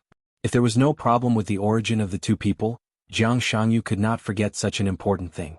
This kind of natural neglect was so careless that it was as if he had deleted a very insignificant thing from his memory. Fraud. And it was a fraud with extremely high authority. If Li Guangtu had not asked, perhaps Jiang Shangyu would not have remembered that he had tested Shenyuan Wushang until Shenyuan Wushang showed some authority in front of him. This consequence, Jiang Shangyu felt a little cold in his heart and he also had some doubts. The other party's means of making him forget this matter was too obvious. There were only two obvious possibilities. One was to start from his spiritual world. If so, Jiang Shangyu would not feel that he had neglected anything at all, so this possibility could be ruled out. As for the other one, it was fraud. Just fraud? If he guessed correctly, Shenyuan Wushang and Xing Tian should be Li Tianlan's guides. With the importance they attached to Li Tianlan, how could one of the two guides be a fraud? Jiang Shangyu could not understand. It seemed that no matter who came, it was more suitable than a person on the path of fraud. His existence also seemed to affect the cooperation between the two guides. If one of them was in the field of fraud, then what was the other one? Jiang Shangyu put the phone to his ear. The phone was quickly connected. The person on the other side of the phone cautiously said a bunch of secret codes, and then hung up the phone. Then an autopsy report and a lot of photos began to appear on Jiang Shangyu's mobile phone. Jiang Shangyu held the mobile phone and looked at the photo carefully. After a while, he smiled at Li Guangtu and said, "Thank you for reminding me, Your Highness. If you hadn't reminded me, I would have forgotten about it. I've just called Yuzhou Province. The result has come out. You can take a look at it together." Li Guangtu walked over quietly and looked at the photos on the phone with Jiang Shangyu. There was a badly mutilated corpse in the photo, which made Li Guangtu frown. For a moment he couldn't even understand how the other party died. It looked like there was some kind of power that kept expanding inside the body of the deceased, and finally completely destroyed all the internal structure of the deceased. To be precise, it was as if someone had quietly planted a heavy bomb in his body. However, although the deceased in the photo was badly mutilated, there was no trace of explosion. Jiang Shangyu silently slid the screen and flipped through the photos taken from different angles. After a while he whispered, "My conclusion is basically the same as the autopsy report. Some kind of energy completely stimulated the accelerated growth of all the organs in the deceased's body in a short period of time in an incomprehensible way. The consequence of accelerated growth is not that the organs in the deceased's body age rapidly. That kind of power has been increasing, and in the shortest time, it directly broke through the capacity limit of the organs in the deceased's body. All his organs are like balloons being blown up. The energy is increasing, and the expansion is getting faster and faster." Finally, bang. On Jiang Shangyu. "You described vividly the heart, lungs, liver, stomach, blood vessels, muscles, bones, and even every drop of bone marrow and every cell in the deceased's body completely exploded because they couldn't contain that kind of power, which led to the current result. The autopsy report doesn't seem to be as detailed as you said." Li Guangtu squinted at Jiang Shangyu. He just hurriedly glanced at the autopsy report on the screen. There were a lot of vague words in the report, as well as a description that could not be confirmed. In fact, it was similar to what Jiang Shangyu said. However, if you didn't listen to Jiang Shangyu and only looked at the report, you would get another vague conclusion.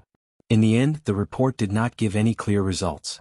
It only said that the cause of death was temporarily unknown, but it ruled out certain possibilities such as poisoning, disease, and homicide. Jiang Shangyu was silent for a while and slowly said, "I do know more than them, but it's only about the way of death of the deceased itself. I want an explanation." Li Guangtu said lightly, "Your Highness should be very familiar with this kind of energy." Jiang Shangyu laughed and pointed in the direction of Gu Xingyun. "Similar energy is the key to Gu Xingyun's recovery. You should have felt it. In addition, the dragon vein in Li Tianlan also has this kind of energy." "You mean?" Li Guangtu raised his eyebrows. "Vitality." Jiang Shangyu's tone was affirmative and calm. "The dragon vein in Li Tianlan is essentially vitality, and the energy in the body of the deceased is also vitality. If we have to compare, the vitality contained in the dragon vein is essentially stronger than the energy in the body of the deceased, but it is too weak. And the vitality in the body of the deceased is far greater than the dragon vein in Li Tianlan's body in total. If this kind of energy is only a little bit, it has unimaginable benefits for the body of the deceased. For example, it can cure all the hidden dangers in his body, so that he will never get sick again in this life, and even won't have a cold. It can let him live for more than 100 years or more. But once this kind of energy exceeds a certain limit, It can also be a sharp weapon for killing. The injuries in the body of the deceased were blown up by this vitality. That trace of vitality is constantly increasing, which is equivalent to planting thousands of miniature bombs in his body. This method is very cruel. Even I can't imagine the pain the deceased suffered before he died. Thousands of miniature bombs exploded in his body. Li Kuangtu coughed subconsciously. Jiang Shangyu continued to look down at the screen. After a while, he laughed and murmured, "It turns out to be Saint." Saint? Li Kuangtu was a little surprised. He doesn't have this kind of means. I'm not talking about the deputy palace master of the invincible realm in Emperor Dong's palace. Jiang Shangyu said softly, although we are both Saint, we are talking about two different concepts. Saint is just a code name for Wei Kunlun, and I'm talking about the real Saint, the kind that is only one step away from the angel. But Saint plus deception. What kind of inexplicable combination was this? The Miracle City was a forbidden place for any force, especially for these leaders. They had to be even more cautious, so no matter what kind of combination, a holy disciple was a must.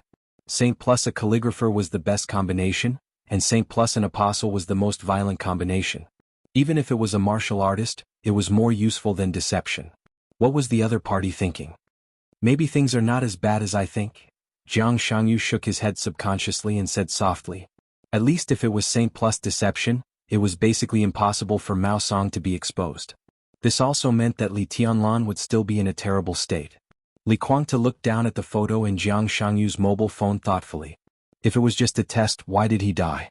What do you want to express in such a cruel way? Li Kuangtu suddenly asked. It's not his fault. Jiang Shangyu laughed. We can test and the other party can. We can avoid it. So if I want to get the result I want, I naturally have to force the other party to take action. Otherwise, if we talk for a long time, the result is ambiguous. What is it? I'm the one who arranged for this person to die. Xinyuan Wushang. Xing Tian. Jiang Shangyu repeated these two names and said, everyone has a taboo that can't be violated. You can also say it is the bottom line, whatever it is. In short, it is something that can't be offended. It's too easy to test their origin. An idiom is enough. Helping the wicked. Li Kuangtu raised his eyebrows slightly. Helping the wicked. Jiang Shangyu nodded with certainty. Is there any profound meaning to this word? Li Kuangtu was a little confused. This word was easy to understand. Maybe it was not commonly used, but basically everyone knew what it meant. There are a lot of things involved. Jiang Shangyu said slowly, for example, fate, mystery, a mess. To put it simply, the meaning of this word is actually very rich. It represents the most humiliating period of history in human history, and it can be said to be the best strategy to sow discord in history, which has caused many consequences. He seemed to think of something and his eyes were a little playful. That strategy to sow discord could be said to be His Majesty's biggest decision-making mistake, and the consequences caused by it could not be remedied until now. It was also the most glorious victory of the Order camp, and it even directly led to the death of the original His Majesty. This word in the time corridor was completely linked to the fate of the entire human clan, which could be regarded as their bottom line. What do you mean? Li Kuangtu narrowed his eyes. Jiang Shangyu was a little absent-minded and whispered, the beginning, the end. Ha ha ha ha ha. Jiang Shangyu's laughter suddenly stopped. An incomparably sharp sword intent enveloped his body. He slowly turned around. In his sight, the sword intent on Li Kuangtu's body kept gathering, almost tearing the world apart. What do you mean, Your Highness? Jiang Shangyu's smile remained unchanged. I don't understand what you're saying. Li Kuangtu said blandly, what is an angel? What is a saint? What is helping a tyrant? What is a strategy to sow discord? What is the so-called beginning and end? Jiang Shangyu looked at Li Kuangtu silently for a long time. In the distance, Gu Xingyun's aura gradually stabilized. Jiang Shangyu suddenly smiled and said, I can't tell you. Really? Li Kuangtu's smile was a little cold. But I can also tell you. I'll tell you everything. Jiang Shangyu continued, but there is a condition. Say it. Li Kuangtu's voice was cold. Jiang Shangyu smiled and pointed in the direction of Gu Xingyun, with a sincere expression. Join us, all of this will no longer be a secret to you. I'm in a state of confusion, and there are many things I can say at will. You can even know more than Li Tianlan, but this requires you to really join us. I can bring you not only knowledge but also power. He looked at Li Kuangtu with deep eyes as if tempted by the devil. Your Highness, don't you really want to go further? If you join us, I can guarantee that you can break through again in a short time and touch the real supreme level. Li Guangtu was silent. The surrounding world was silent. At that moment, all the hair on Li Guangtu's body stood up. The village, which had been bustling just now, became dead quiet in an instant. Li Guangtu could not see through the darkness, but he could clearly feel that the villagers who had been communicating with each other stopped talking at the same time and turned around at the same time. Countless pairs of eyes locked on him at the same time. The eyes were incomparably cold, without any anger. It was like a group of dead people staring at him. Chapter 11:16. The simple and elegant boat floated lazily and leisurely on the surface of the hidden Dragon Sea. Li Huaqing tossed the fishing rod in his hand and casually picked up a tangerine and peeled it. He smiled and said, "How was the meeting this morning?" Hua Xingyang smiled and nodded in agreement. The cabinet meeting in the morning seemed to be held quietly, but in fact, it was secretly thrilling enough to suffocate everyone. All the people in Zhongzhou State who got the inside information, that is, all the governor-level officials, were paying attention to the result of this meeting. The contents of last night's plenary meeting had already been spread out through some obscure channels. The core members of the major groups all knew the news. Regarding Li Huaqing's proposal, the situation facing the new group, and the situation of Vice Prime Minister Wu Jingmin, these were all the focus. Hua Xingyang presided over the cabinet meeting today. In everyone's eyes there was a sense of aggressiveness. Whether Wu Jingmin would advance or retreat could be seen from the results of this meeting. From a certain perspective, Wu Jingmin's results seemed to indicate the new group's future strategy. Would they compromise or remain in a stalemate? Contrary to everyone's expectations, this highly anticipated meeting went unexpectedly smoothly. After losing the Prime Minister, the cabinet meeting presided over by Second Minister Hua Xingyang almost became the only one that carried out his will. Wu Jingmin didn't say much from beginning to end. Even when he expressed his opinion, his attitude was that he supported the Second Minister's decision. Hua Xingyang was in a good mood for the first time since he had complete control over the cabinet. His expression was a little reserved. "We've passed a few controversial proposals and we've also nominated a few departments, including a minister. It shouldn't be a big problem for the Ministry of Personnel to investigate." "That doesn't mean anything." Li Huaqing shook his head. Hua Xingyang was in charge of the cabinet after Qin Fangqing's death. This was the first time Hua Xingyang had called a cabinet meeting. No matter what the others thought, they wouldn't openly object. It was reasonable for the cabinet to pass several controversial proposals. As for the nominations from the other departments, they were just nominations. They needed to be discussed and finally decided during the meeting. "I know." Hua Xingyang nodded. He thought about it and said, "Deputy Premier Wu is getting on in years. This is not a good thing," Li Huaqing said meaningfully. Hua Xingyang squinted. Eyes, no words. He naturally knew what Li Huaqing meant. Regardless of his age, Wu Jingmin's style of doing things had always been stable. His criminal methods were also relatively gentle. Most importantly, Wu Jingmin had always followed the rules when it was time to. Even as an opponent, Hua Xingyang could not find any fault with him. Now that Wu Jingmin had retired and the new group was coming in aggressively, Li Tianlan would not let go of the position of director of Zhongzhou State in any case. With Wu Jingmin's resignation, Li Tianlan would take the opportunity to enter the parliament. At present, it seemed that Bai Qingqian could only replace Wu Jingmin. A woman? No one in Zhongzhou State dared to think so. Bai Qingqian, who came from the Ministry of Personnel of Zhongzhou State, had served as the mayor of Luojing of Zhongyuan Province, the speaker, the governor of Qingzhou Province, and now the speaker of Liaodong Province. This female high-ranking official, who was one of the few high-level officials in Zhongzhou State, gave a strong and almost harsh impression at work. Although her character had eased in recent years, she was more powerful. At the beginning, she was transferred to the place where the academics started for the purpose of cooperation, but such cooperation really made the high-level officials of the academics feel mixed feelings. If Bai Qingqian replaced Wu Jingmin as the second prime minister of Zhongzhou State, he and Hua Xingyang would become the most direct opponents. Compared with Wu Jingmin, it was really not a good thing to face Bai Qingqian directly. Bai Qingqian in the cabinet would bring more pressure to Hua Xingyang.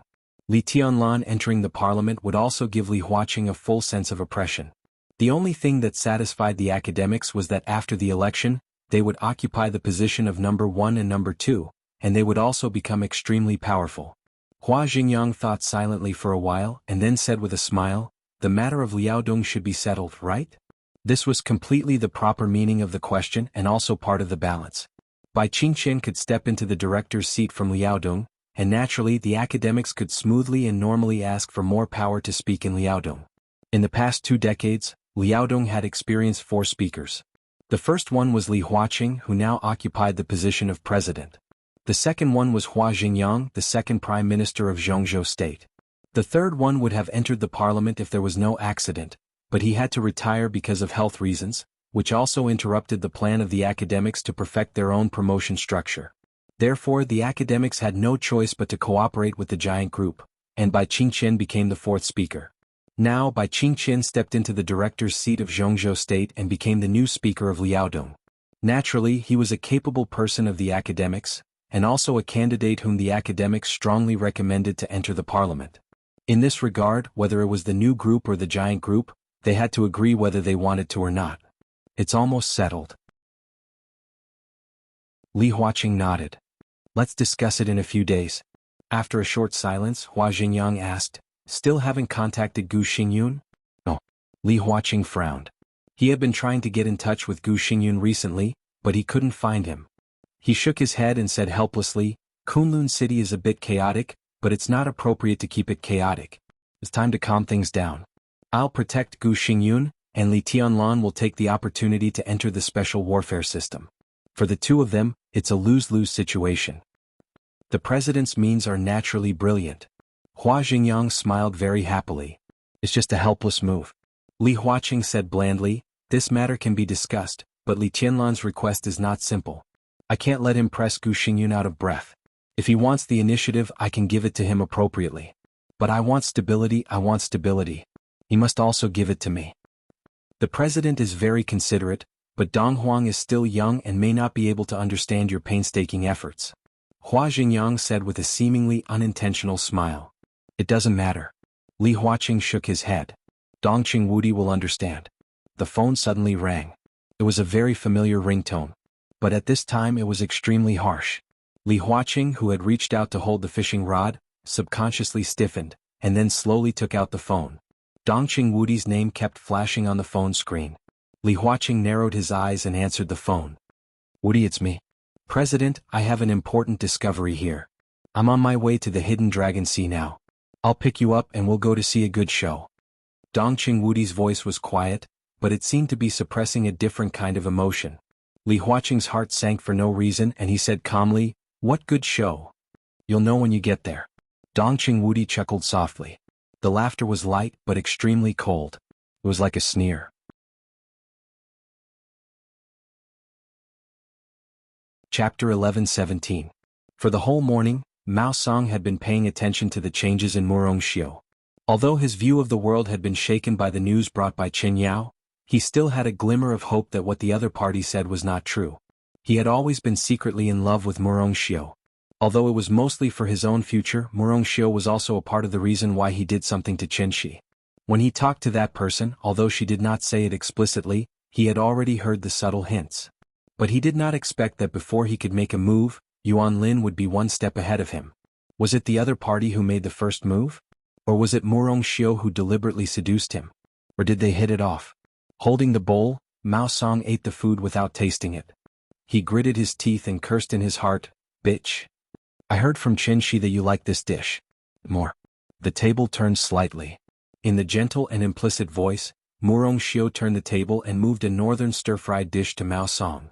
Mao Song, whose heart was in a mess, was slightly surprised. He subconsciously forced a smile and said, thank you, sister-in-law. We are family, you are welcome. Murongxiu smiled gently and looked at Mao Song thoughtfully. Xiao Mao, is there something on your mind? No. Mao Song looked at Murongxiu. The expression on the other party's dignified and exquisite face was very calm, but the corners of her eyes and the tips of her brows constantly revealed an unconcealable charm. Her face had an extremely intoxicating blush. After the death of her husband, the Qin family's young madam seemed to have been completely nourished, and her charm was even greater than before. Mao Song took a deep breath, looked away and said softly, I am thinking about the days with the governor. Murongxiu's eyes flashed with a touch of complexity and embarrassment. She sighed softly and did not speak again. Xiao Mao, I talked to President Guo on the phone before eating. He specifically asked me to tell you not to move around for a few days. Your matter is basically settled, stay in Nanyun. The working environment in Nanyun is a bit complicated, you have to pay more attention. Yuan Lin, who was sitting next to Murong Xiu, suddenly said. Of the two, one was Qin Fangqing's secretary, and the other was Qin Shi's secretary. In private, their relationship was naturally very close. In addition, the people at the table were all core members of the Qin family, so he did not hide anything when he spoke. Yuan Lin nodded. Perhaps it was because of Murong Xiu, but he did not feel much surprise. He merely asked subconsciously, Then I will stay in Yuzhou province. Yuan Lin said softly. The strange thing was that when he spoke, he didn't seem depressed at all. On the contrary, there was a hint of playfulness in his voice that others couldn't detect. This morning he talked to Guo Wentian on the phone about this matter. It was not impossible to be the chairman of another province, but the development of the province was a little backward. Even if he could go there, the power of the prince group could not be said to be superior in the provincial council. On the contrary, he might even face an extremely powerful governor. Generally, being the speaker was not as comfortable as being the mayor of Yuzhou province. Guo Wentian made it very clear that the new group would not fall because of this. This election was only a signal of the rise of the new group. 5 years later, as the structure of the new group was perfected, Li Tianlan would inevitably make greater moves. He hoped that Yuan Lin could stay in Yuzhou and make use of the connections Qin Fangqing had left over the years. He could stand firm in Yuzhou and strive to go further from the position of the mayor of Yuzhou in 5 years. At that time the group would fully support him. At this point, Yuan Lin could only make it clear that he would obey the decision. He was also very satisfied with the current situation. If he went to be the chairman, there was not much hope for him to go further in 5 years, because that province had no advantage in various competitions. But in Yuzhou it was possible to go further. To say the least, even if he could not enter the parliament 5 years later, at his age, 5 years of experience as the mayor of Yuzhou was enough for him to be the chairman of most developed provinces in Zhongzhou state. Staying in Yuzhou was equivalent to the prince group taking a step back. And the position of the chairman of the backward province was supposed to be left to the new group or the giant group. Yuzhou was very good. At the foot of the emperor, it was powerful and prosperous. More importantly, Yuan Lin took a meaningful look at Murong Xiu next to him. The young madam of the Qin family apparently noticed his gaze. She blushed and turned her eyes elsewhere. Yuan Lin could hardly hide the strange smile at the corner of his mouth. 10 years ago, Murong Xiu was also a famous beauty in Yuzhou. After marrying Qin Shi, she lived in seclusion, but she was still very attractive. Few people could not forget her. Every time Yuan Lin saw her, he was amazed. He really did not expect that a few days after Qin Shi's death, the young madam of the Qin family would take the initiative to seduce him, and she was extremely passionate in all aspects. On and off the bed, she was reserved and open. Murong Xiu was like a different person. Yuan Lin almost had sex every night these days. He felt that he was 10 years younger. At this time he was a little reluctant to let go of Murong Xiu. Mao Song, who had been paying attention to their behavior, silently confirmed something. He silently picked up the wine glass in front of him and drank it up. Then he got up and said calmly, "I'm done. Please enjoy." Quietly he glanced at Qin Yao, who was sitting on the other side of Murong Xiu. Everyone in the Qin family except Yuan Lin stood up, including Murong Xiu. And Mao Song's eyes also happened to sweep over.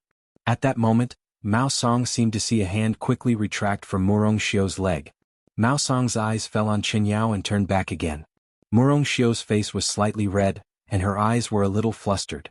Without changing his expression, Yuan Lin picked up a napkin and casually wiped his fingers. "Bitch." Mao Song cursed again in his heart, turned around and left the dining room. 2 or 3 minutes later, Yuan Lin also stood up and returned to his courtyard. 5 minutes later, Qin Yao left. 10 minutes later, Murong Xiu also stood up and left the dining room slowly after saying everyone enjoy. After walking around the Qin family's courtyard, Murong Xiu quietly came to Yuan Lin's room. Before Murong Xiu could knock on the door, it suddenly opened. A pair of arms stretched out from the inside and carried Murong Xiu inside. The sound of clothes tearing was heard. Murong Xiu's voice became sweet and charming. "What's the hurry? When we were eating just now, you didn't know how tempting you were." At the same time, Mao Song carried Qin Yao again and threw her on the bed. At the same time, Mao Song carried Qin Yao again and threw her on the bed. Mao Song's eyes were red, and he was about to make a move. Boom. A loud noise suddenly rang out without any warning. At the same time, there were two women's screams that almost spread throughout the Chen family's courtyard.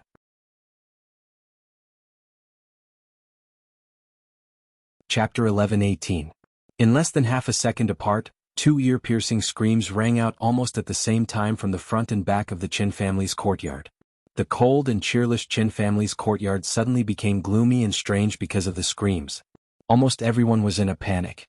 No words could describe the emotions contained in the screams, which were almost completely integrated into one. The two screams were almost the same decibel, and the emotions were also almost the same. Fear, confusion, astonishment. Shame, anger, humiliation, fear, and disbelief. All that was left was utter despair. Yuan Lin lived behind the Chen family's courtyard. Mao Song lived in front of the Chen family's courtyard. When the strong sword intent burst out without warning, the courtyard where the two of them were in was completely torn apart by the sword light in a second. The sudden burst of sword light could be said to be controlled perfectly. It directly smashed the two courtyards in the most thorough way, but outside the two courtyards, there was no damage at all. The exquisite small courtyard, which could be said to be a historical site, collapsed into a mess. Bricks, tiles, glass, and broken flowers and plants were everywhere. In the ruined scene in the front and back, two groups of naked men and women appeared in front of everyone. The instinctive female screams stopped abruptly before they reached the highest decibel. Both Morong Xiu and Qin Yao realized something. They covered their mouths tightly, widened their beautiful eyes, and looked at the man on top of them in horror. Yuan Lin had long been stunned. All the warmth and moisture left him in an instant. He just instinctively turned his head and blinked blankly. In his sight was a crowd. Behind the crowd there were more and more people. It was dark in front of him. All the figures seemed to be constantly overlapping. The world around him was spinning. An indescribable coldness completely froze his soul. His heart was beating faster and faster, and his hands subconsciously tightened. Under the sharp pain, the young lady of the Chen family, who came from a prestigious family, subconsciously groaned. It was as if Yuan Lin had heard a sudden clap of thunder, and he suddenly loosened his grip.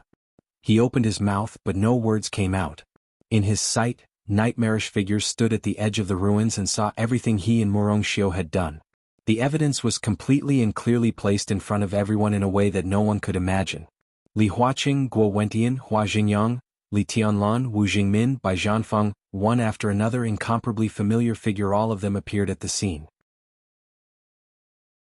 In the other direction, after Qin Fangqing's death, Dongqing Wudi, who could be said to be the number 2 figure in Zhongzhou state in terms of actual power and official ranking, also stood on the edge of the small courtyard where Mao Song was with several directors of the North and Southeast groups and 2 members of the Prince group. Front and back. 2 crime scenes. For a moment, there was an incomparably quiet silence. Apart from a few people who already knew the inside story, no one could believe the scene before their eyes. Even Li Huaqing and Guo Wentian couldn't believe it. Before stepping into the Chen family's courtyard, they had no idea what would happen here. All those who wanted to inform Yuan Lin and Mao Song were detained. Several core members of the Chen family led them to Mao Song's and Yuan Lin's residences. Then the sword chi exploded. This image had become a reality. Blank. At this moment, most people were dumbfounded. Yuan Lin didn't know what to say. Li Huaqing and the others didn't know what to say either.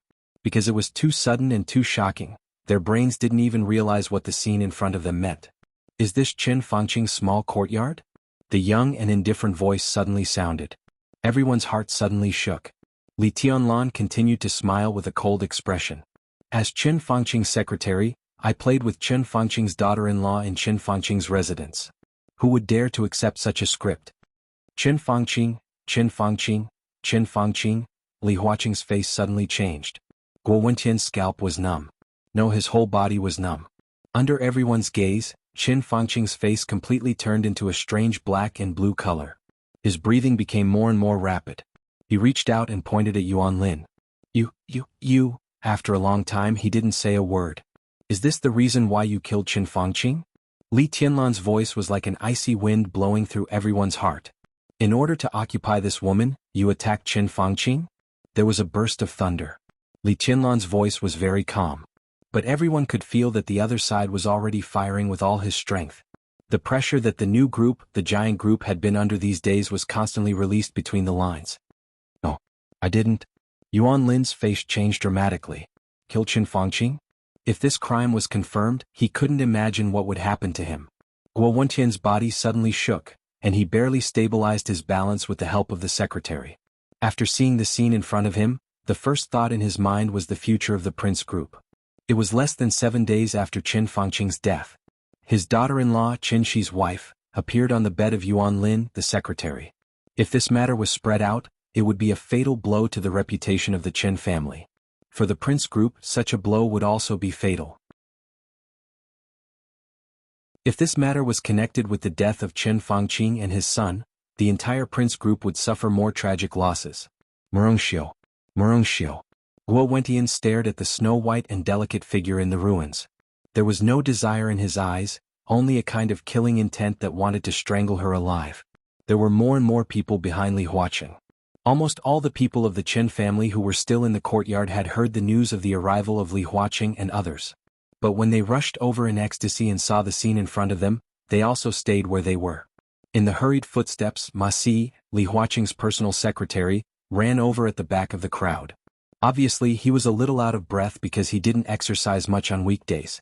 His eyes were extremely dignified, but when he saw Yuan Lin and Murongxiu in the ruins, he was stunned for a moment, and all the seriousness in his eyes suddenly turned into a bitter smile.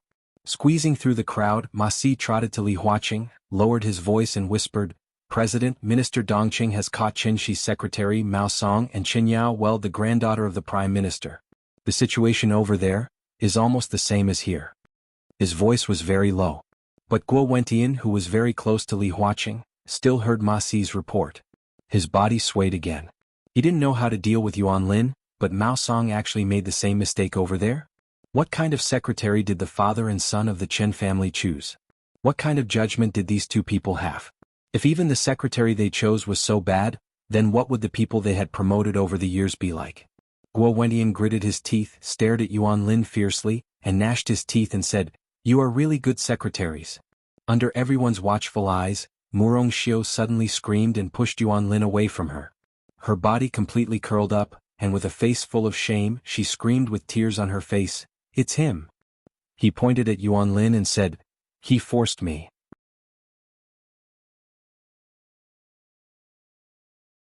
Chapter 11:19. The reception hall of the Qin family was shrouded in smoke and dead silence. The entire Qin family's courtyard seemed to be brewing something in an extremely depressing atmosphere. While others were still immersed in the question of what the affair between Murongxiu and Yuan Lin meant, the giants standing at the top had forced themselves to accept this reality. Li Tianlan sat in the corner, smoking silently and keeping his composure. Li Huaqing, Guo Wentian, Zhou Mulin, Zhou Yunhai, and Ji Wenjiang sat in different positions in the living room. Their sitting postures were casual, which showed that this was not a formal meeting, but more like some kind of discussion. And the candidates who entered the hall were also very interesting. 5 people plus Li Tianlan. They represented the 5 groups of the old era and the new group of the new era. Only the special warfare group was absent. The others, headed by Dongqing Wudi, temporarily controlled Yuan Lin and Mao Song and were interrogating them. It was clear that they were going to dig deep and dig out all the inside stories. Li Tianlan had not spoken since he entered the hall. Others were also silent. Eyes were constantly cast from different corners on Li Tianlan, and then quickly moved away. Everyone, including Li Huaqing, was watching Li Tianlan with great caution. Yuan Lin and Murongxiu, Mao Song and Qin Yao. These 2 shameless couples brought a huge accident to the entire Zhongzhou state parliament. This time it could be big or small. The only thing that was certain was that no matter how big or small it was, the Qin family was finished from now on. Li Tianlan and Dongqing Wudi's actions were too decisive, fast and ruthless. They not only informed Li Huaqing, but also several directors who were still in Zhongzhou state and several members of parliament who were still in Yuzhou were all invited to watch the 2 charming and tempting dramas together. As the young madam of the Qin family, Murongxiu got on Yuan Lin's bed. This was like the Qin family stabbing themselves in the heart with a sharp knife. If the matter was not exposed, it might be a clever move for Murongxiu to protect herself. But when the real scene appeared in front of everyone, Murongxiu was equivalent to committing suicide with the whole Qin family.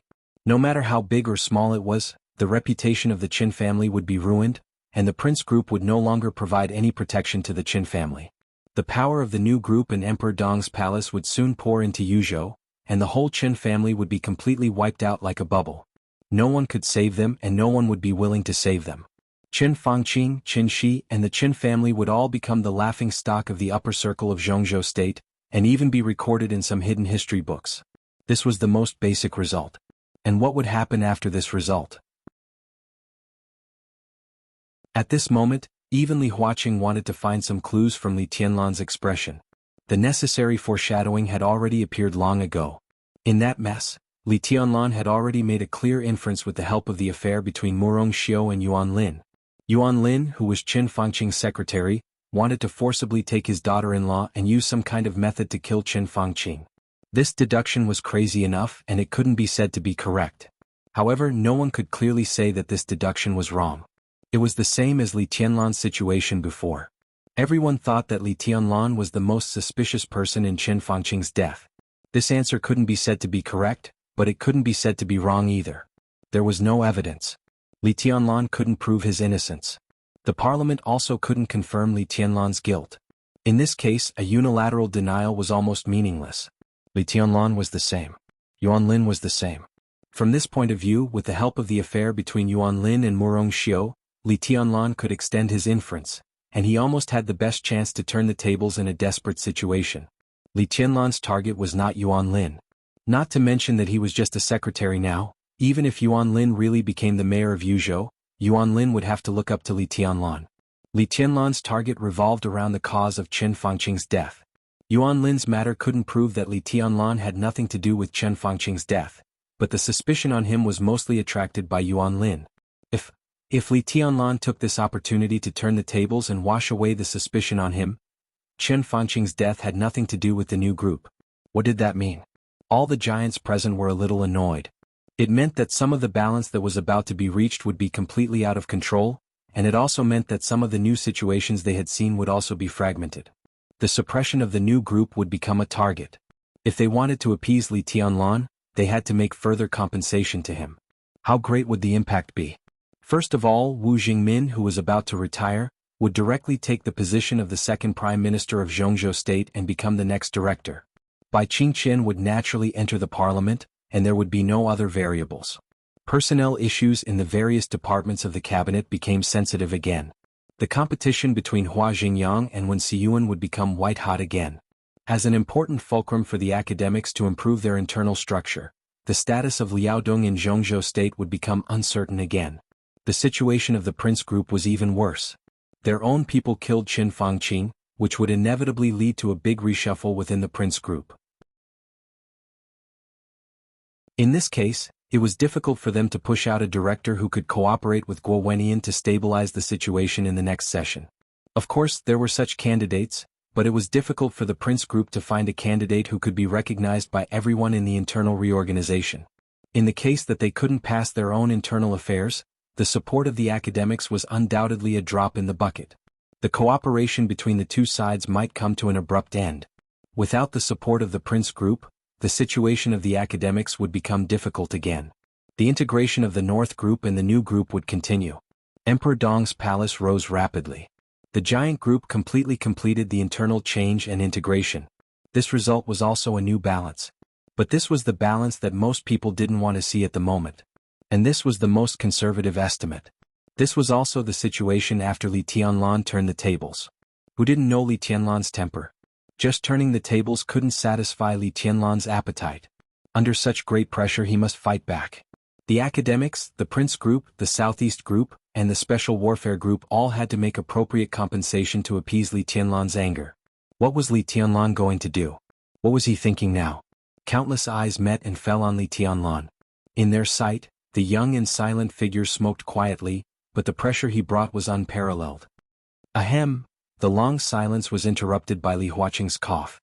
Li Huaqing's voice was still calm and gentle. He said lightly, "What do you think?" "Say it." "There's obviously something wrong with Yuan Lin and Mao Song. I think we need to check it out." To everyone's surprise, Zhou Yunhai, the tycoon of the North Group, was the first to speak. Simple, straightforward, clear, and without any ambiguity, he expressed his attitude. After Qin Fangqing's death, Zhou Yunhai's attitude had been very subtle. No, to be exact, when the new group and the North Group had a tendency to integrate, Zhou Yunhai's attitude had always been subtle.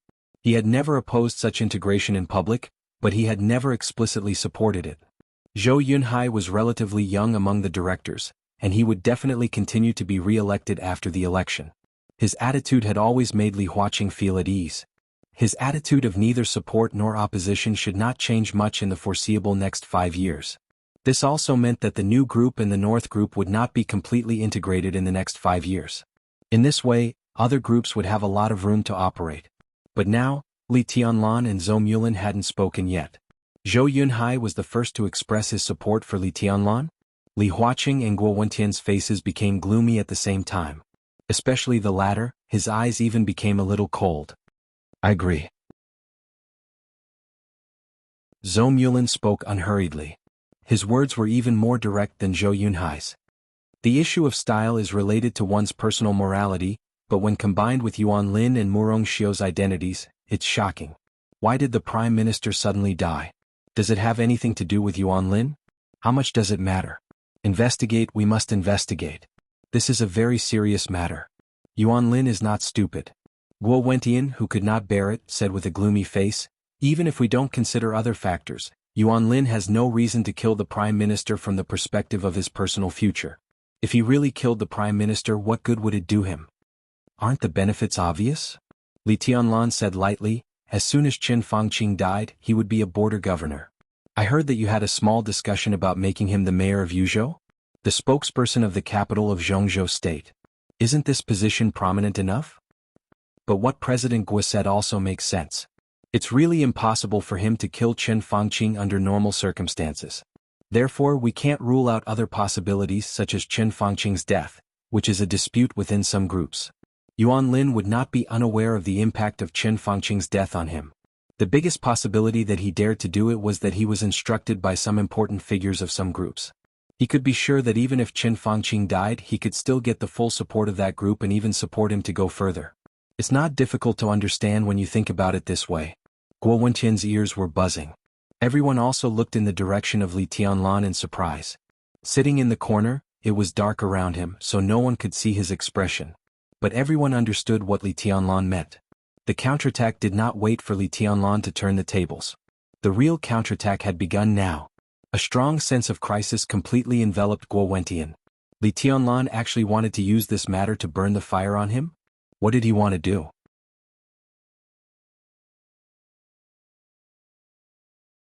Chapter 11:20. Guo Wentian sat up straight and stared straight in Li Tianlan's direction. He said in a deep voice, "It doesn't make any sense to say this now. Everything is just our speculation. In fact, I believe that a considerable portion of these speculations are unrealistic." So, Li Tianlan asked in reply. His casual voice carried an indescribable sharpness in the dark corner. So, Guo Wentian turned his head and looked at Li Huaqing, who had not spoken a word, and said seriously, "Mr. President, the most important thing is to stabilize the situation. In this case, I think stability trumps everything. Zhongzhou state is in troubled times now. We should still believe in our own wisdom. Don't always come up with some conspiracy theories, that's not good. It's very simple. I don't think we need to make it complicated. It's meaningless. If one had to think in the direction of conspiracy theory, this was no longer a scandal of one person, but a scandal of the whole Zhongzhou state. Going too far is as bad as falling short.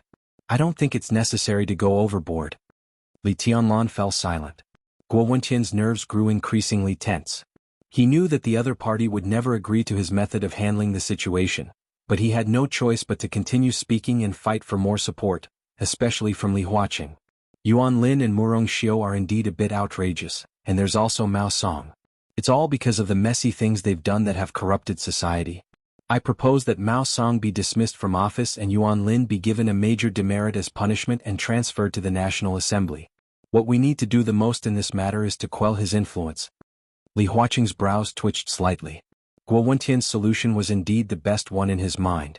If this proposal could be passed, the pressure on Li Tianlan's side would be reduced by more than half, and there would be new variables in the situation. But in the face of today's accident, this could be regarded as the best outcome. But how could Li Tianlan agree to such a way of dealing with it looked good?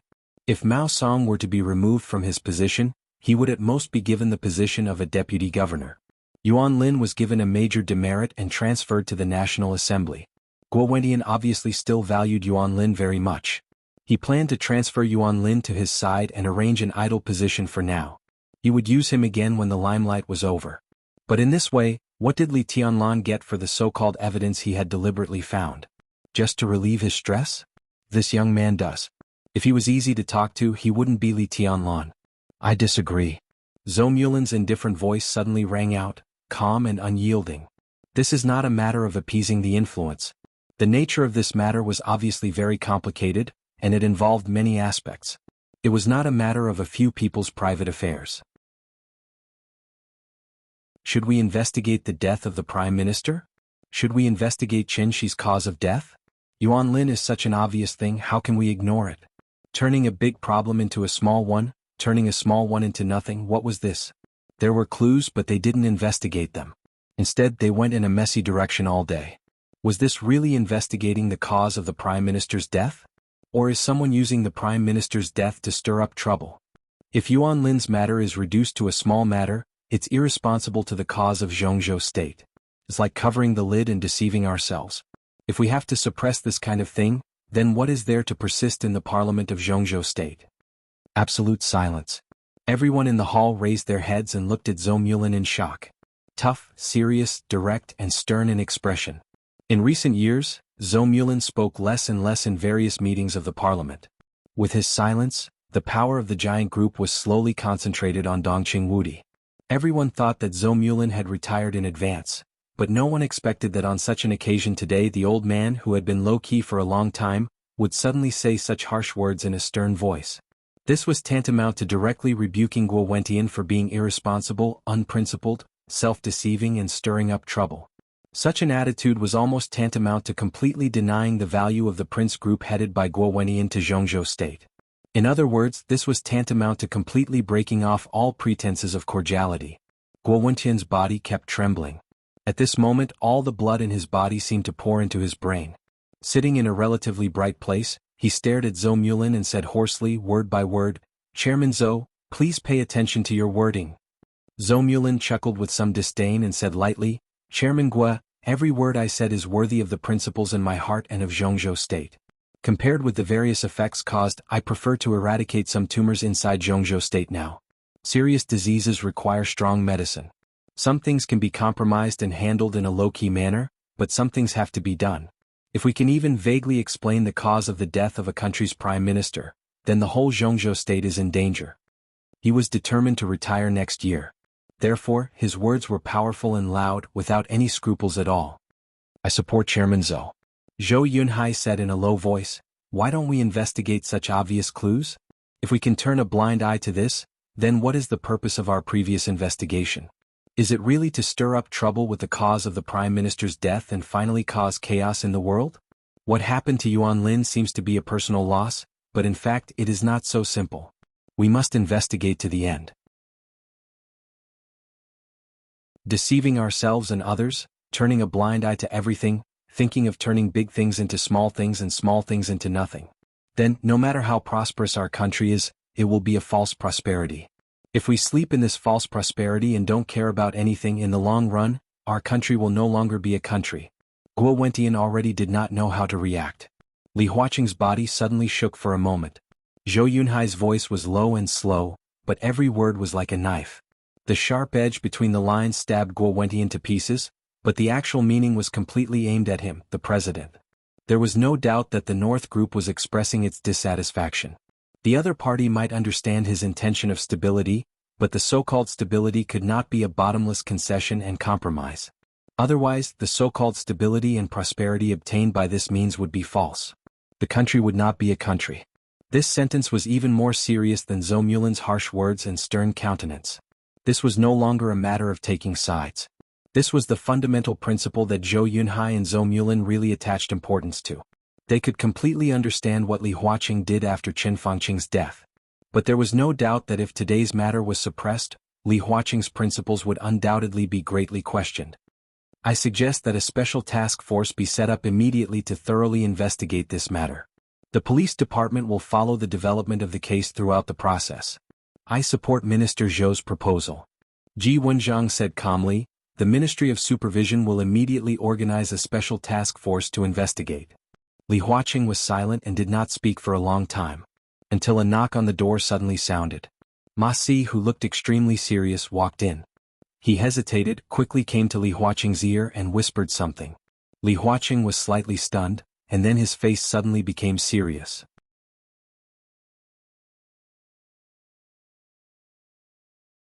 Chapter 11:21. Although it was a centralized interrogation, the weight of Yuan Lin and Mao Song was obviously different. Dongqing Wudi, Wan Qingyun, Hua Jingyang, several counselors almost poured all their firepower on Yuan Lin. The interrogation was not serious in both the occasion and the form. It was arranged in a very comfortable living room, but as time went by, the atmosphere in the living room became more and more depressing and desperate. I didn't force her. The despair in Yuan Lin's eyes grew stronger. It was not that he couldn't bear the pressure, but that he knew very well what it meant. It seemed to be an affair between him and Murong Xiu. But once it was connected with the death of Chen Fangqing and Qin Shi, no one could bear the pressure.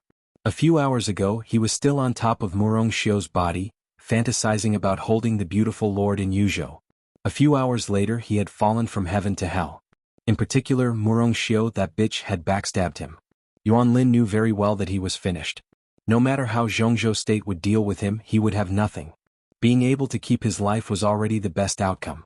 She seduced me. I made a big mistake on impulse. Yuan Lin's slow and trembling voice slowly echoed in the living room. I am responsible for this matter. I have to make a self-criticism to the parliament and deeply reflect on my mistakes. I didn't control myself. No one can resist the temptation. I failed to live up to the training and education of the parliament over the years. You like to make self-criticism. There will be many opportunities in the future. Dongqing Wudi directly interrupted Yuan Lin's almost muttering voice and said calmly, Secretary Yuan, the matter between you and Murong Xiu is not something worth paying attention to. What's truly worthy of our attention is what else you've done behind the scenes of this incident. Yuan Lin's body shook. He looked at Dongqing Wudi blankly and did not speak. How long have you and Murong Xiu been together? Dongqing Wudi asked. 6 days. Yuan Lin was silent for a while and said hoarsely. The living room was slightly quiet for a moment. 6 days. 6 days ago in the afternoon, Qin Shi died in the Qin family's yard. That was to say, on the night of Qin Shi's death, Murong Xiu appeared in Yuan Lin's bed? How impatient were these two people? Ridiculous, Dongqing Wudi shook her head. I know I can't be forgiven for my mistake this time. I'm willing to confess everything I know. But I can guarantee that this is just my personal style and has nothing to do with anything else. I have never done anything to let the Prime Minister down. Dongqing Wudi glanced at him without any expression, then lowered his head and took out a file that he had brought from the army headquarters before he came to the Qin family. The file had been specially encrypted, which meant that only a very small number of people in the entire military could read it. Dongqing Wudi glanced down and said in a calm voice, You can state your opinion, but there are some things we must investigate in detail. First of all, Secretary Yuan, tell me, where were you 26 days ago between the early morning of December 3rd and 2 o'clock in the afternoon of the 4th? Between the morning of December 3rd and 2 o'clock in the afternoon of December 4th. Yuan Lin was a little dazed and confused. He subconsciously whispered, I don't remember. I can remind you. Dongqing Wudi said expressionlessly, That day you bought a plane ticket to Sinan City using an alias. Yuan Lin's face suddenly changed. His face suddenly became extremely pale and his eyes looked more desperate. On December 3rd, he took a plane from Yuzhou to Sinan City and flew to Nanyun Province with another identity in Sinan City. Then he took a train from Nanyun Province to Tianan. He went to Tianan Xinyuan City. In the Sky City Club in Xinyuan City, he met Jiang Shangyu and Li Guangtu, talked about cooperation, and finally returned to Yuzhou on December 4th. How did Dongqing Wudi know these things? Yuan Lin suddenly raised his head, stared at Dongqing Wudi fiercely and said in a hoarse voice, You monitor me? This is... No one monitors you. You're exaggerating. Dongqing Wudi said in a calm tone. He couldn't admit it and it was true. No one monitored Yuan Lin and no one dared to do it. Yuan Lin was Qin Fangqing's secretary, and he was the chief secretary at the level of governor. If the military monitored such a person once he was exposed, it would undoubtedly be an extremely serious incident, which would lead to extremely serious consequences. Even Dongqing Wudi couldn't afford such consequences, because it also violated the most basic principles. In fact, we monitor Li Guangtu. We also found your whereabouts from Li Guangtu's whereabouts. Regarding this point, the council had a record of it. Li Guangtu's identity is sensitive, and we need to determine some of his positions and actions through various channels. This matter has been going on for a long time, and it has always been the responsibility of the 5th Bureau of the General Staff Department. The 5th Bureau was the intelligence department of the military, the so-called Junqing Bureau, which occupied a very important position in the intelligence work of the entire Zhongzhou state. I can prove it. I gave the 5th Bureau the order to monitor Li Guangtu, and I reported it to the parliament. Next to Dongqing Wudi, Yi Dongxing, the deputy minister of the army headquarters, suddenly said, "You met Li Guangtu. What did you talk about?" Dongqing Wudi looked at Yuan Lin and continued to ask. Yuan Lin was cold and couldn't speak for a while. In fact, there was a follow-up to this matter. Not long after he met Li Guangtu also came to Yuzhou and had a face-to-face talk with Chen Fangqing. But Dongqing Wudi didn't mention this matter. Did the people of the 5th Bureau not control the relevant information? Or did Dongqing Wudi know it but deliberately didn't say it? If it was the former, he couldn't explain anything. If it was the latter, he didn't need to explain anything. Obviously, Dongqing Wudi wanted to connect all the things together. If he went deeper into this topic, the most likely complete conclusion was that in order to occupy Murongxiu, he united with Li Guangtu to kill Chen Fangqing and framed Li Tianlan. And in order to get it done once and for all, on the day of Chen Fangqing's death, he also secretly caused Chen Shi's death, and naturally occupied Chen Shi's wife and all the resources of the Chen family. He had sinister intentions and deserved to be punished. Yuan Lin moved the corner of his mouth, but he didn't say anything in the end. He didn't know what to say. He had nothing to do with Chen Fangqing's death. However, this was something only he himself knew. But in his current situation, anything he said would be weak. At this time, no one would speak for him. Even Guo Wentian wouldn't. Because his affair with Murongxiu was obvious, even Guo Wentian was not sure whether Yuan Lin had acted against Chen Fangqing and Chen Shi on impulse for beauty. If he had no problem, Guo Wentian still had the confidence to persist to the end. But what if there was really a problem, Guo Wentian's tough statement would bring unimaginable trouble to himself and the Prince Group. Before figuring out the cause and effect of the matter, the Prince Group couldn't make a clear statement. At most, they would oppose some results, but such opposition was destined not to be too tough. Moreover, the special intelligence of the military had always been very special. There were some things that, except for Dongqing Wudi, Yi Dongxing and a few others, even the president didn't know, such as Yuan Lin's secret appointment with Li Guangtu and the secret talk between Li Guangtu and Chen Fangqing.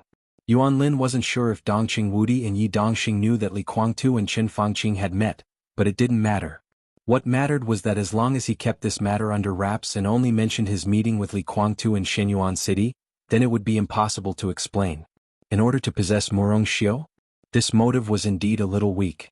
But what if it was to possess Murongxiu and monopolize the resources left by Chen Fangqing? This was very realistic.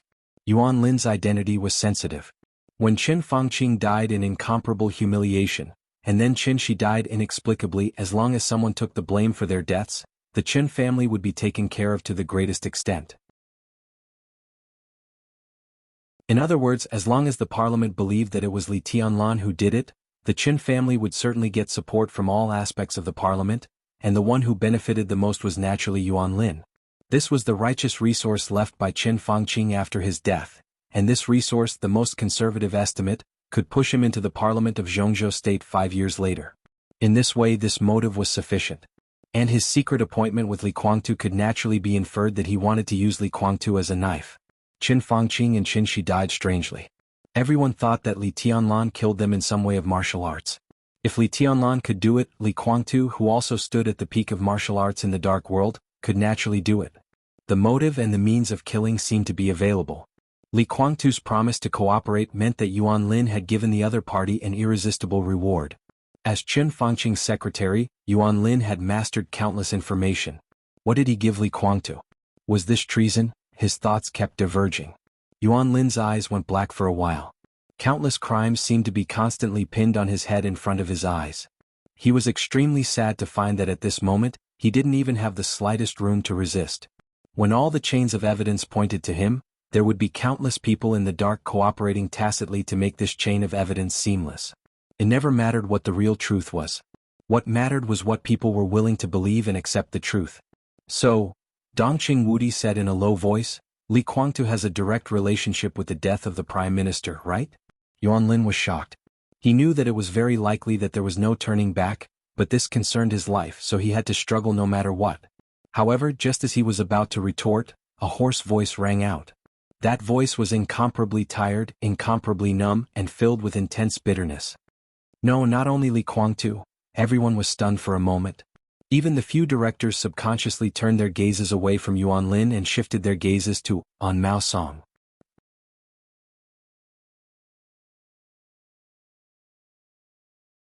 Chapter 1122.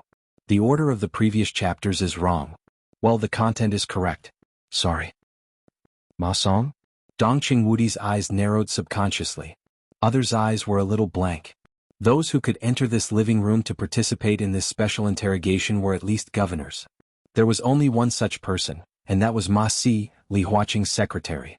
In addition to Ma Si, all the people here were members of parliament and directors who could be called leaders of Zhongzhou state. They were not very familiar with Mao Song. Qin Shi's secretary was far from worthy of their attention at this stage. Mao Song's future may be very promising, but when Qin Shi hasn't truly fulfilled his potential, these real executives naturally won't bother to study his secretary. Therefore, although he was also brought to the interrogation room, basically no one paid attention to him. Everyone's attention was focused on Yuan Lin. As for Mao Song and Qin Yao, it was completely irrelevant. Mao Song was not qualified enough. Qin Yao was not as good as Murong Xiu. The value of his existence was at most a bargaining chip to be sacrificed. This was his fate. Mao Song was also very clear about his fate. Dongqing Wudi had led the direction of the conversation and completely forced Yuan Lin into a desperate situation. Unless there was a big accident, it was not hard to imagine Yuan Lin's fate. With Yuan Lin's fall, Mao Song also knew his fate. All of his duties and the future he had been looking forward to would come to naught. All of his deeds would be clearly investigated, and his family would be implicated. As for himself, it was highly likely that he would be secretly executed, or locked up in a secret prison until his death. This was the result of being implicated by Yuan Lin. The leader of the Prince Group might try his best to protect Yuan Lin, but no one would protect him because he was not qualified or important. So from Mao Song's point of view, if he did nothing no matter what happened to Yuan Lin, his fate would be extremely miserable. He could not put his hope on the Prince Group. Everyone knew that it was impossible. The only way was to save himself. It could be said that he gave up on himself or tried to save himself. The only thing he was glad about was that he had enough bargaining chips. It was a bargaining chip that could pin Yuan Lin and even many others to the ground. He could follow the direction of Dongqing Wudi's conversation and block all possible doubts.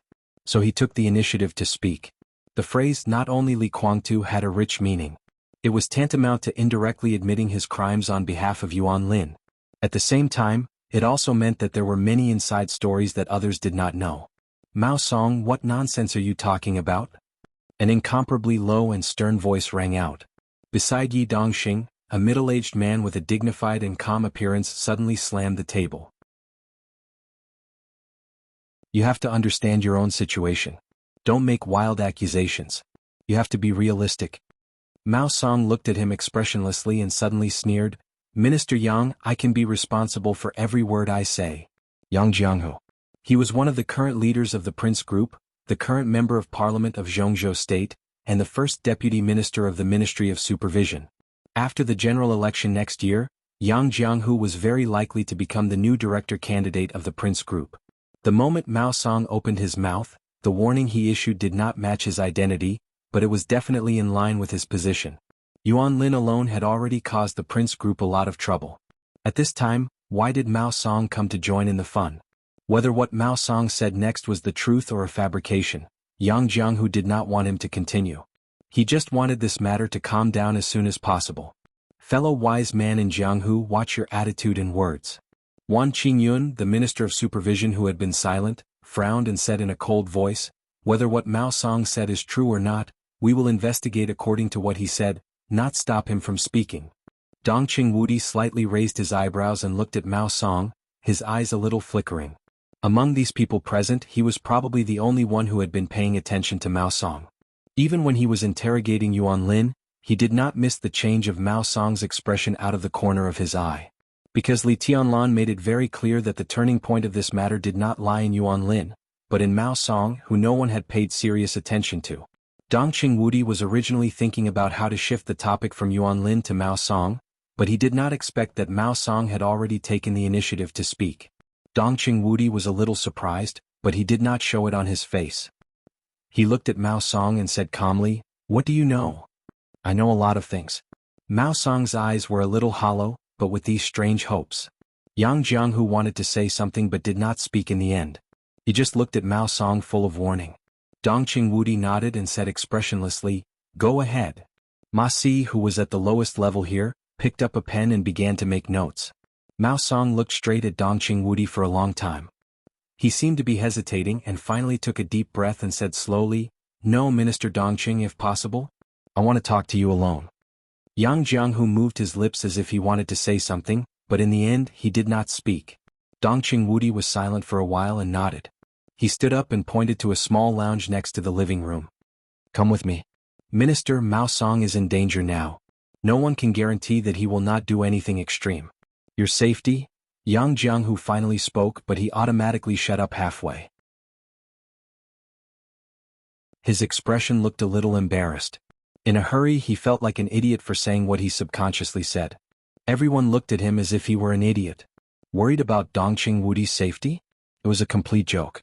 In recent years, after Dongqing Wudi entered the army headquarters, his reputation had been silent in the dark world for a long time. But it was just that he was not mentioned, it did not mean that he would be forgotten. Dongqing Wudi, known as the god of massacre in Zhongzhou State, was still on the list of the top 10 contemporary experts in Zhongzhou State. He could be said to be the top figure in Jade Pool today. Mao Song could threaten his personal safety unless he was a hidden expert of the invincible realm. No, Li Tianlan was still here. The young Donghuang sword energy was so strong that it was everywhere. Even if Mao Song was an expert of the invincible realm, it was impossible for him to threaten Dongqing Wudi. Dongqing Wudi smiled casually and said nothing. He took Mao Song directly into the small reception room next to him.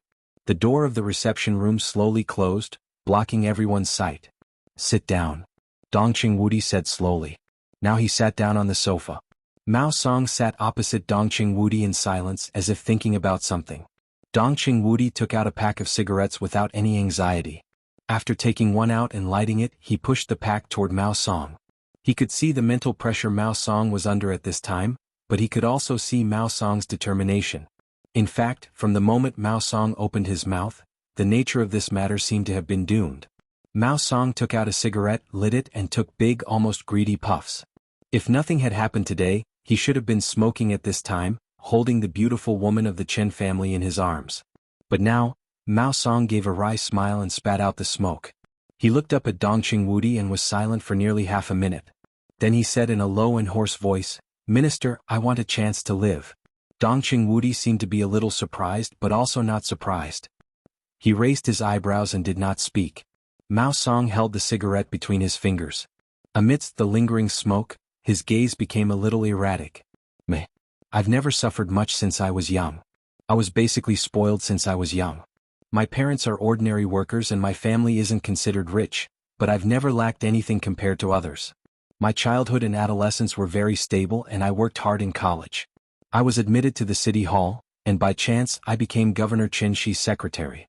In many people's eyes, even in my own eyes, my luck is very good."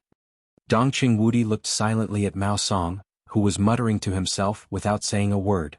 "I have made a lot of mistakes over the years. I like money and women and I have done a lot of things that I shouldn't have done. Many times I think that I am indeed a person with poor self-control. The only redeeming feature may be that I am sober and cautious enough, so I have not had an accident until today. My family, no, it can be said to be a family. My family lives well under my care. After so many years I am used to the present life and so is my family. I think if such a life suddenly encounters an accident, my family will not be able to live and so will I. Minister, I want to live well, away from Jingji and even away from Zhongzhou State." His voice was low but it was getting calmer and calmer.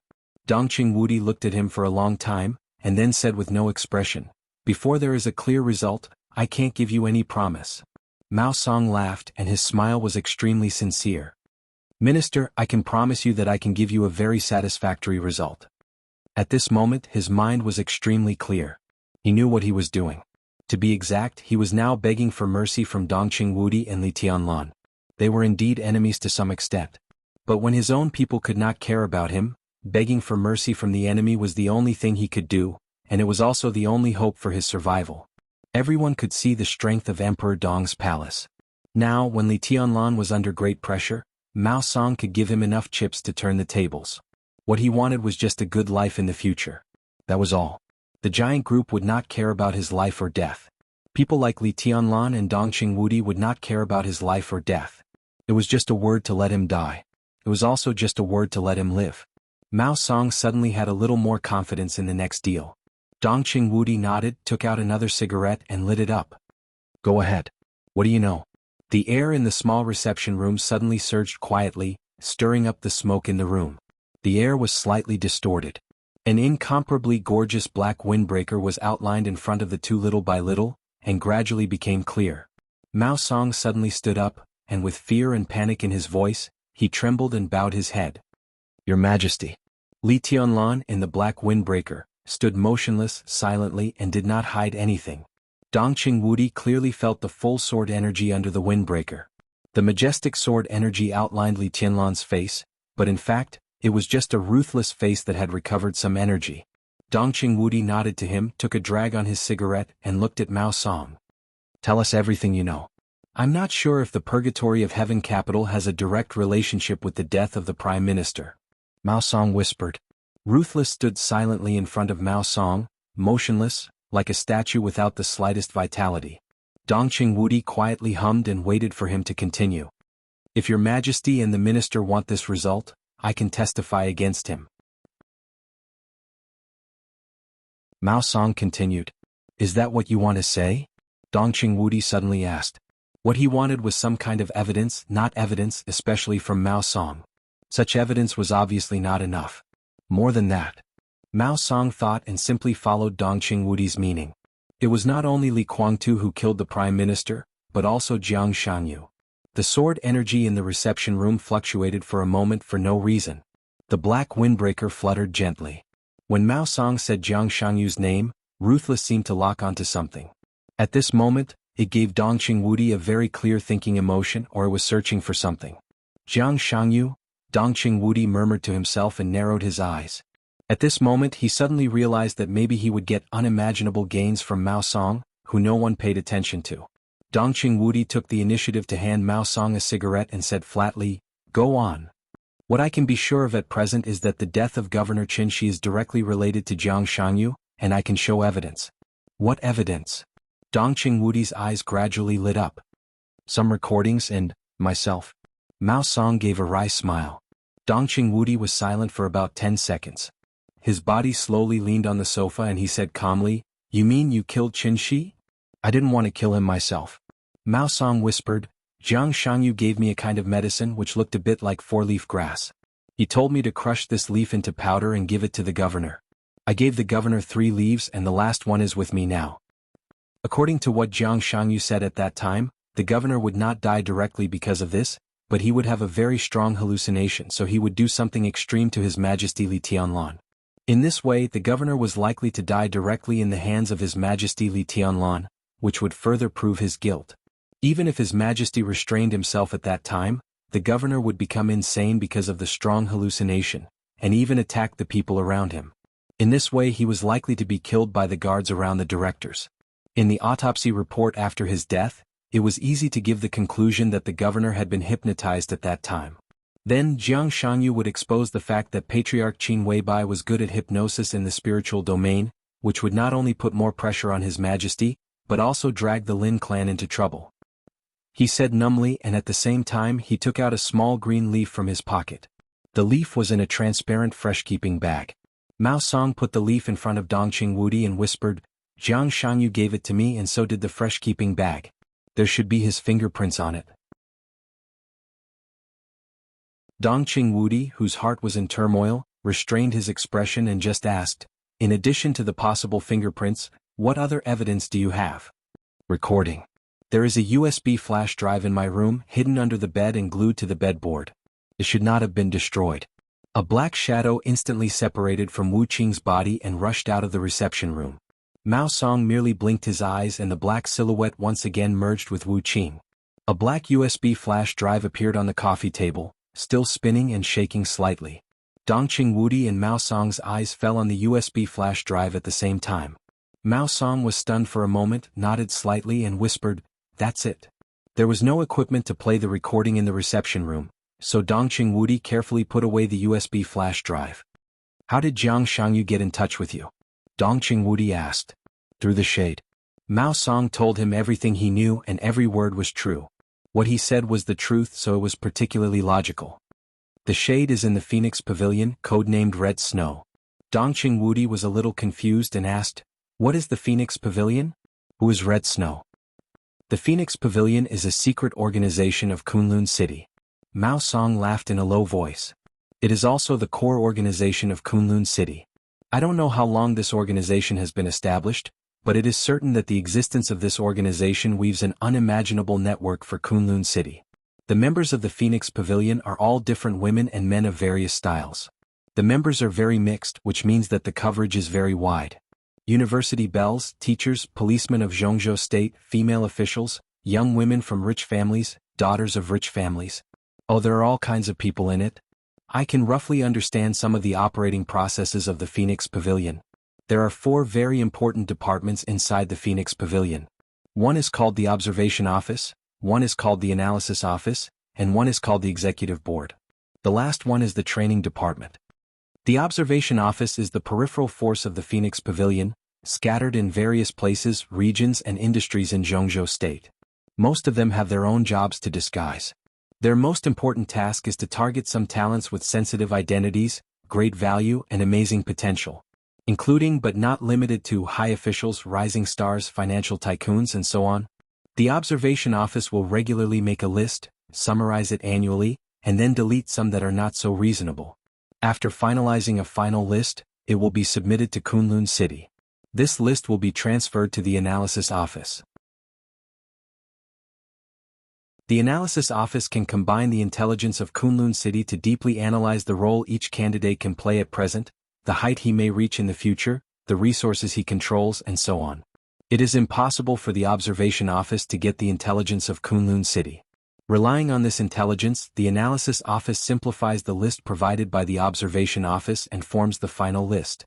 The final list will be transferred to the Executive Board, which is mostly made up of the elites of various special operations bureaus in Zhongzhou State. They will conduct the most detailed investigation on everyone on the list, such as their character, taste, hobbies, schedule, ideals, marital status, family relationship, and the opposite sex they like. They can even investigate their previous friends of the opposite sex and their current wives or husbands, understand the reason for their breakup, understand the couple's conflicts in their current lives, and so on. All the details are within the scope of the Executive Board's investigation, even down to what brand of toilet paper they like. The Executive Board will eventually produce a detailed investigation report and transfer it to the Training Department. Based on the investigation report, the Training Department will screen candidates in the Phoenix Pavilion who meet the target's taste. For example, Mao Song paused and then smiled with some complexity. For example, me. I like to be quiet and reserved. It's best if she has an oval face, long hair, big eyes, a pair of slender, beautiful legs, good personal culture, has received higher education, loves music and classical dance and is 1.7 to 1.75 meters tall with a decent job. The Observation Office will put my name on the observation list and send it to Kunlun City in the summary. Kunlun City will hand over the list to the Analysis Office. My name will be confirmed after combining various analyses. Then the Executive Board will use various ways to learn all kinds of information about me, and finally form an investigation report and send it to the Training Department of Phoenix Pavilion. The Training Department will select suitable candidates from various groups in the Phoenix Pavilion. My preference is relatively simple and easy to satisfy. But if the opposite sex I dream of doesn't exist in the Phoenix Pavilion today, then the investigation report about me will be transferred to the Observation Office again, and the Observation Office will start to mobilize resources, such as the Police Department and the resources of various Special Operations Bureaus, to find and lock the target for me all over the country and even the world. After the target is locked, it will be transferred to the Executive Board again, which will make a detailed action plan. It will use various means to get the target to the Phoenix Pavilion, and then join the Training Department for special training and brainwashing for a long time. When the other party's training and brainwashing are all qualified, The trainee will be transferred to the executive board again, and the people of the executive board will arrange various accidents and occasions to let her appear by my side smoothly. Such a candidate will basically be the lover I dream of. There is almost no error. Her existence perfectly matches all my fantasies about the opposite sex. She targets my weakness and makes me almost unable to resist. I will completely fall for her in a very short time. In this way I will have a chess piece of Kunlun City by my side. When she gains all my trust, the executive board will make the next plan.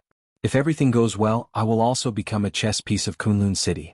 At least, I can become a force that Kunlun City can use. Mao Song said and lit another cigarette. He smoked silently. After a long silence, he suddenly laughed and said, "Of course, this sounds a little troublesome, but this is a special case. Most people don't have two impossible requirements for their dream lover. The various women in the Phoenix Pavilion are enough to deal with most situations. After joining the training department, they can perform long-term tasks after short-term training. Unless there is a particularly valuable target, Kunlun City will spend a lot of manpower and material resources to tailor a dream lover for the target." Phoenix Pavilion. Kunlun City. The calmness on Dongqing Wudi's face had completely disappeared, leaving only solemnity. Kunlun City had only appeared in Zhongzhou State for more than 20 years. But the Gu family, which had struggled under the majesty of the Li family, had a very long history. So, strictly speaking, how long had the Phoenix Pavilion, which belonged to the Gu family, existed? If such an organization really existed, to what extent would it have developed in Zhongzhou State now? How many people are there in the Phoenix Pavilion?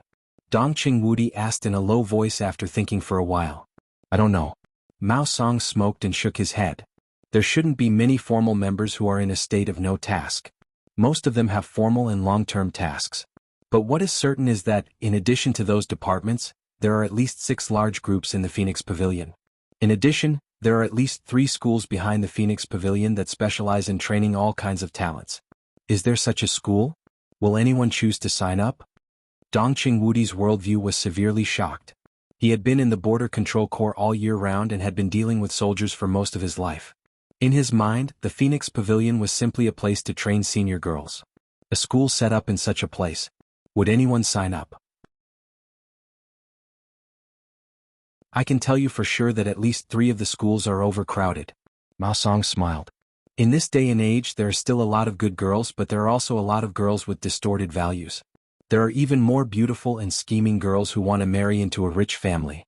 Some girls even share second-hand designer stockings with other girls in order to marry into a rich family. In order to get in and out of various so-called high-end occasions, they would rather squeeze dozens of people into a luxury hotel suite just to take a selfie to pretend to be a so-called socialite. In a high-end restaurant, more than 10 people have to pay for a cake together. They take turns to take photos and they have to be slapped for every bite. All humble and pitiful things. Compared with them, the Phoenix Pavilion can be said to be a paradise. At least the people in the Phoenix Pavilion, although the mission they undertake is contemptible, at least they are like human beings. As long as they can walk out of the Phoenix Pavilion, it means that they can definitely appear beside some big shot. As long as they work hard, they don't lack money or power. They can live a luxurious life, have luxury cars, watches, and houses. Maybe they can't see the light. But they live a life that most materialistic girls are incomparably envious of. For this kind of life, many girls are willing to give up everything. Even if it's a school secretly run by the Phoenix Pavilion, not just anyone can enter. First of all, there are very clear and rigid requirements for academic qualifications, height, appearance, and body proportions. Secondly, there are past love lives. It's best if you're pure and unblemished. If you're not, then you can't have a private life that's too messy. In addition, there are questions about interests, hobbies, personality, and so on. In short, if you want to enter that school, the tests in all aspects are no less than a top-notch interview. After receiving an official invitation letter, the tuition fee would be completely free, and accommodation would be provided. The school would also introduce decent and leisurely jobs to the students outside of the curriculum. In addition to that, there would also be a subsidy from the school. Every official student would receive at least a 5-digit income every month after studying. There will be an internal assessment every year, and some people will be persuaded to quit. Those who pass the test but don't meet the requirements of the Phoenix Pavilion will also be divided into different levels. They will be placed on a list 1 level lower, or enter various departments of the Phoenix Pavilion, and their income will at least double. The current Phoenix Pavilion is not only a huge network of relationships, but also a very complete and hidden industrial chain, which is full of temptations and desires. The highest level members they attract. Mao Song suddenly fell silent.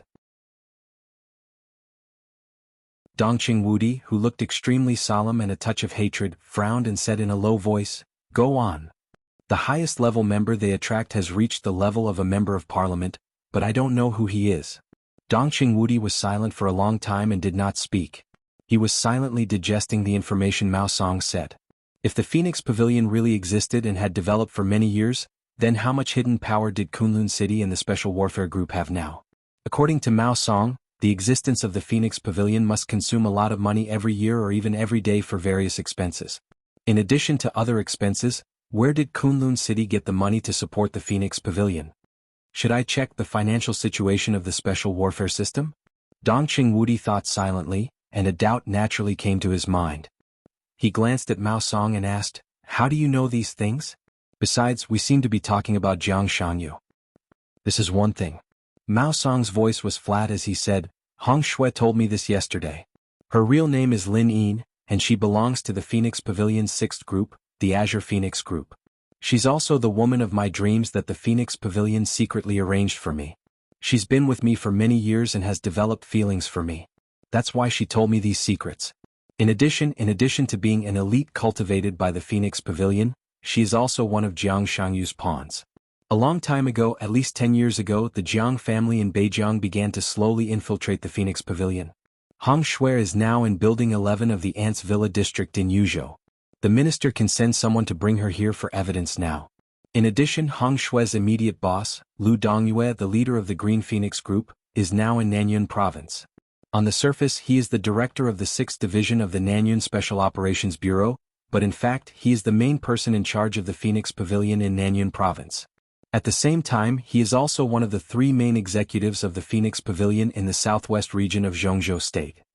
Dongqing Wudi quickly took out his mobile phone and sent 2 text messages.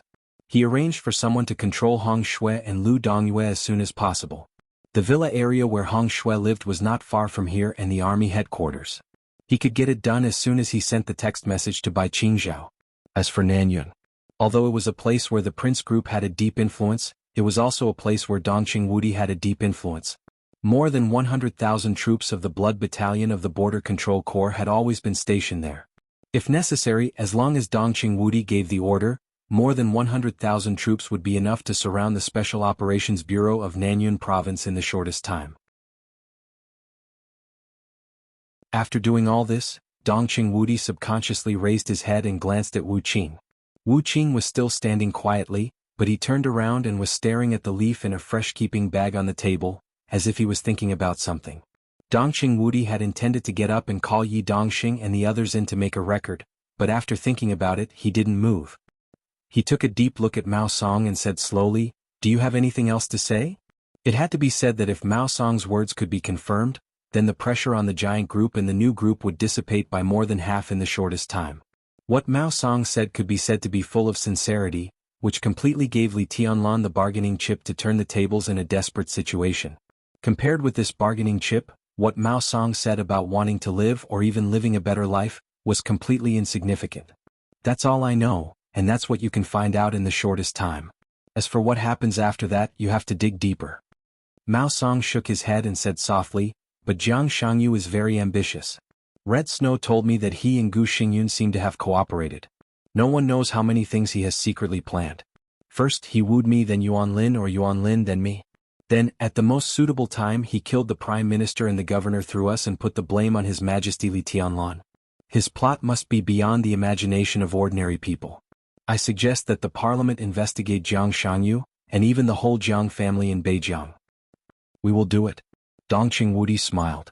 His mood had completely improved in Mao Song's constant narration.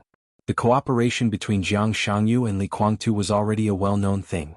In the decisive battle in Beihai, the 2 of them advanced and retreated together could fully explain the problem. And from Mao Song he got the news that Gu Xingyun and Jiang Shangyu cooperated. That was to say, Gu Xingyun, Li Guangtu, and Jiang Shangyu, the 3 of them actually got together? If it was in normal times, it would undoubtedly be a very serious matter, especially for Li Tianlan. But now, with Mao Song's confession, his clues suddenly connected Gu Xingyun, Jiang Shangyu, and Li Guangtu. The Phoenix Pavilion was a ghastly sight. The insidious and cunning Jiang Shangyu. The patient and dormant Li Guangtu. The storm was about to rise in Zhongzhou State. When the storm ended, what would the former Kunlun city and the former Purgatory of Heaven capital look like?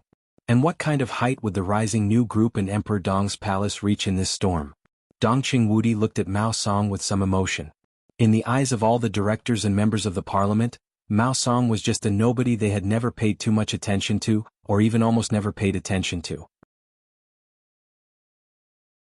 But it was this nobody who was about to completely affect the pattern of Zhongzhou State today. He was qualified to make demands. For the sake of your performance of surrendering, I can take this as your performance of meritorious service.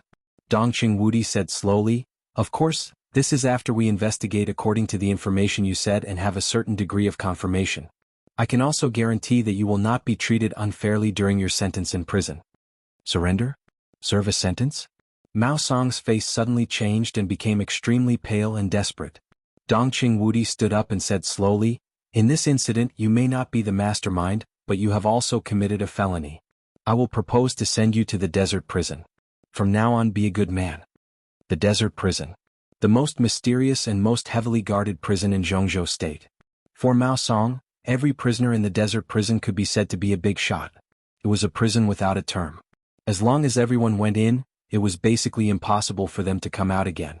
But, the desert prison, Mao Song's body gradually relaxed. A very happy smile came from the corners of his eyes and eyebrows, and finally spread to his whole face. Thank you. Thank you, Minister. He looked at Wuqing, who was thinking or looking for something like a statue, and said excitedly again, thank you, Your Majesty. The desert prison was indeed the most horrible prison in Zhongzhou State. But he had just left the desert prison, and now that impasse could be regarded as his territory. He would enter the desert prison. Mao Song would die in prison. But for him and his family, it might be a brand new life. Dongqing Wudi, who just gave a vague hint, did not respond to the thanks behind him, and just opened the door of the reception room. 5 minutes later, Ma Si, who was taking notes, couldn't help but put down her pen and paper. She hurriedly rushed to the temporary meeting room of the Chen family. After passing the general news to Li Huaqing, she hurriedly rushed back to continue the unfinished interrogation and record. Mao Song became the focus of everyone's eyes. Yuan Lin was completely forgotten. An hour later, Dongqing Wudi's special bulletproof car slowly drove into the Chen family's compound. The door opened and Lin Yin, codenamed Red Snow, was secretly escorted into Dongqing Wudi's interrogation room. The interrogation continued. Without warning, the storm had suddenly formed in the top building of Zhongzhou State. It's almost over. In the Ritz-Carlton Hotel, Xinyuan Wushang stood in front of his floor-to-ceiling window, looking in the direction of the Chen family's compound, and suddenly said. His eyes were full of flickering light blue electric currents, as if he had witnessed the whole process. Xing Tian's huge body sat steadily on the bed and thought for a moment after hearing the words. Before he could say anything, Xinyuan Wushang sighed with emotion again. The young madam of the Chen family is really amazing. That figure, that, Your Highness, Xing Tian reminded him, let me give you a friendly reminder. You have an engagement with the princess of the Dragon Clan, and that fiancé of yours has a higher authority than you. Although it's only a little, her path is completely different from yours. The smile on Xinyuan Wushang's face froze for a moment, and then gradually became distorted. He turned his head and looked at Xing Tian silently. After a long while, he smiled without a smile and said, Do you think she knows what jealousy is? Xing Tian was silent. After a long while he said, You also have an engagement. Your appreciation of other women is easy to cause the princess's dissatisfaction. It has nothing to do with jealousy. The women of the human clan here are not suitable for you. Don't talk to me about women. Xinyuan Wushang said indifferently. There was a touch of despair in his eyes. What are women? Women are not suitable for me. I am a man. I am a real man. The corner of Xing Tian's mouth twitched. Xinyuan Wushang gritted his teeth. A real man should king a robot. Xing Tian coughed and wisely changed the topic. I don't think the parliament will cancel the alliance between Jiang Shangyu, Li Guangtu and Gu Xingyun. This matter has nothing to do with anyone's will. The final result may be very lively, but this alliance should not disappear in a short time. Xinyuan Wushang turned around again and looked in the direction of the Chen family's courtyard. What's the reason? Checks and balances, Xing Tian said calmly, "This alliance is now the only power in Zhongzhou state and even the whole dark world that can check and balance His Majesty. His Majesty sometimes does something out of line. No matter what the reason is, Jiang Shangyu's alliance will be kept. Of course, the parliament will inevitably make appropriate concessions. In fact, our goal has been achieved. The rise of the new group is unstoppable, and it is even stronger than expected." "Checks and balances, stupid." Xianyuan Wushang shook his head. "After this matter, let's wait until that ridiculous alliance survives." Xing Tian's words became more and more cautious. He said softly, "Judging from His Majesty's current combat capability, he can only guarantee that he won't be defeated at most in the face of Jiang Shangyu, Li Guangtu, Gu Xingyun and other things that we don't know about. The possibility of him winning is not high, and this is under the condition that he has the characteristics of level 8 authority. His Majesty now seems to only embody some abilities of level 7 authority of Heaven Ju. If he wants to fight with Jiang Shangyu's alliance now, the chance of winning is not big." "You have never reached level 8 authority in martial arts before, have you?"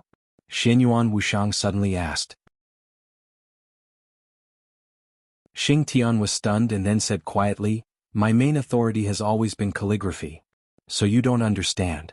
Xianyuan Wushang said softly, "The level 8 authority of martial arts has to go through life and death.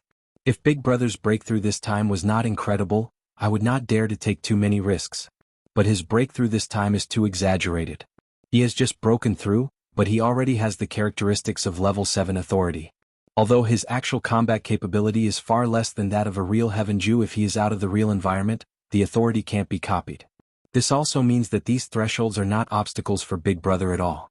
What he needs is experience and the authority in the future. Whether it is restarting or ending, these are always his authority." Xianyuan Wushang thought quietly and said softly, "Before there is a breakthrough in sister-in-law's dream, level 8 authority is Big Brother's limit, but it is also a crucial element. He must go through life and death to really understand something." Xing Tian was silent. He could roughly determine the current direction of Jiang Shangyu, and from the leaf that Mao Song took out, he could roughly understand Jiang Shangyu's surrounding environment. Now he might still be in Miracle City, but the place where he was already equivalent to the Chaos Camp or the Shadow Camp. In such an environment, Xianyuan Wushang and Xing Tian would expose themselves as soon as they took action.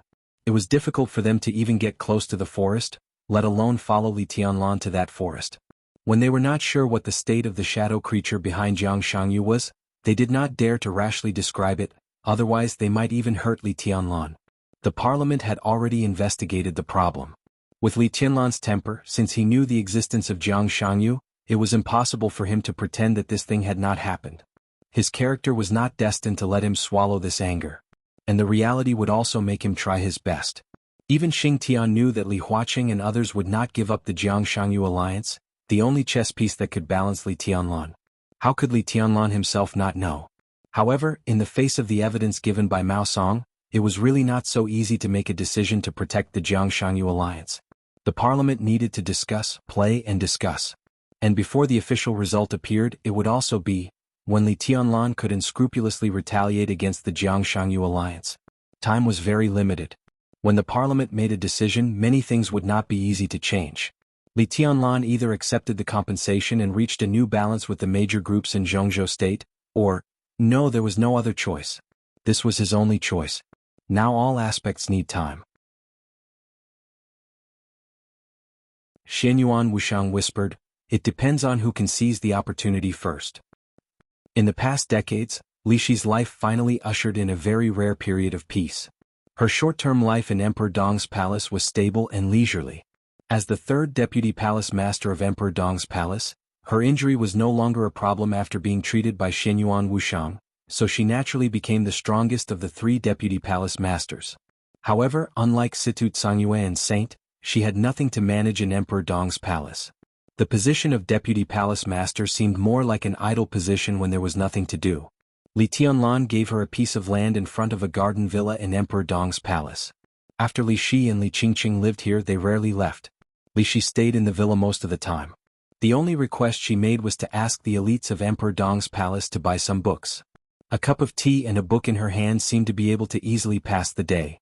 Li Qingqing occasionally walked in Emperor Dong's palace, but most of the time she accompanied her mother or took care of the flowers and plants in front of the villa. There were no maids, gardeners, or cooks in the villa. Occasionally, there were logistics personnel who delivered meals to the mother and daughter.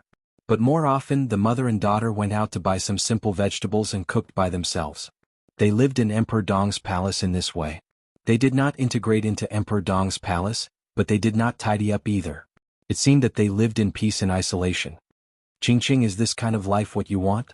In the gradually darkening night, the exquisitely decorated villa turned on the lights. After dinner, the mother and daughter were washing the dishes in the kitchen. Feeling the cool and clear water droplets falling on their hands, Li Shi suddenly turned to look at her daughter and asked. Li Qingqing looked at Li Shi with some doubts, and then lowered her head to wash the dishes. She stood straight, lowered her head, and blinked her eyelashes, looking focused and docile. It's actually very good. It's very quiet and relaxed. No one forces me to attend classes and receive training, no one urges me to practice martial arts, and no one teaches me some talents that I don't like. A very happy smile appeared on Li Qingqing's beautiful face. I haven't meditated for several days. I suddenly feel very safe here. It seems that the past is in the past. Yes, it's all in the past. Li Shi was silent for a while, and then murmured to herself as if she was sleep-talking. She looked at her daughter, who was smiling, and whispered, "But your life is not normal in the eyes of your peers. Maybe you should go shopping, buy some new clothes, and even wait for Tiannan University to be established. You can go to school, make a boyfriend, get married, and start a family, instead of staying at home by yourself every day like me. If this goes on, the whole person will become more and more isolated." "It's not me." Li Qingqing chuckled. "I still have you and you also have me. Mom, do you know what I've been thinking these days? This is this villa just like our small world. We can live as we want. We can go out to buy the food we like, read the books we like, and be in a daze. We don't have to worry about etiquette. When we laugh, we don't have to worry about how many teeth we show. We don't need to worry about whether our sitting posture is correct or not, and we don't need to worry about whether our movements are elegant. All the constraints are gone and we are very free. And you are still by my side. This is very good. This is enough. Oh, I like it here." As she spoke, Li Qingqing suddenly frowned and continued, "It would be better if that nasty guy didn't come to harass us. Mom, I'll talk to my brother-in-law. He will intervene in this matter, right?" Li Shi seemed to think of something interesting. She chuckled and said, "He won't. Even if he will, I won't agree. In your eyes, he may be a nuisance, but I welcome him to be a guest here. Well, how about you invite him to have lunch at home tomorrow?" "I won't go." Li Qingqing frowned and protested softly. There was a sudden knock on the door, interrupting him. Li Qingqing hesitated and stood still for a while. "The nasty guy is here. Why don't you open the door?" Li Shi's smile was soft and gentle. Li Qingqing gently bit her lower lip, walked slowly to the door and opened the door. Outside the door stood an object covered with all kinds of snacks and gift boxes. His slender figure was almost completely covered by all kinds of snacks and gift boxes, and even his face could not be seen. Many things were controlled by him with sword intent, suspended in the air. Only a pair of eyes leaked out from the gap of the gift box, bright and gentle. "Qingqing, I bought you some snacks. These are all the snacks you ate a few days ago and thought they tasted good. I noticed that you ate more of these snacks. You should like them very much, right? Oh, there are some new kinds. You can try them. If you like them, I will buy them again. I heard from Andy that you like sweets, so I asked the kitchen to make some. You can see if you like them. If you want to eat something, tell me and I will ask someone to arrange it immediately. And this is for you." The object, who was almost covered with snacks, said and moved. He dragged out a huge pure white plush bear toy from behind with some difficulty. Li Qingqing looked at this scene in a daze. Her eyes were a little happy, a little angry, and a little helpless. The object covered with snacks walked in cautiously. Li Shi came over after cleaning up the kitchen. When she saw this scene, she was stunned subconsciously. Countless snacks were walking forward cautiously. Li Shi's mouth was slightly raised, and her eyes became more and more intoxicated. It was not difficult for her to imagine that the object was covered with snacks and ran over excitedly in the eyes of many people. Looking at Li Qingqing, who was at a loss, Li Shi winked and turned around to make tea with a smile. "You are so stupid. Why do you have so many? Do you think Mom and I are pigs? If you can't finish them, why don't you take them a few more times? They are hung everywhere. It's so ugly."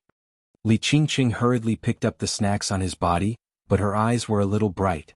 She had never had such an experience before. The other party stood there motionlessly, giving Li Qingqing the feeling that he was a tree full of snacks. She could pick whatever she wanted to eat from outside. Now that she was picking up a pile of snacks, she felt a sense of joy as if she had harvested a harvest. Sure enough, after the snacks covered the guy's body and face, he became much more pleasing to the eye. The gifts were carefully taken down by Li Qingqing little by little. Lin Youxian's handsome face and gentle smile appeared in front of Li Shi. Li Qingqing's face turned red for no reason, and then she became a little angry. She repeated again, "Stupid. It's okay to be stupid. It's better to take more at one time than to run back and forth." Lin Youxian looked at Li Qingqing with a smile. "Don't come if you think it's troublesome. Mom and I are willing to be quiet." Li Shi snorted softly.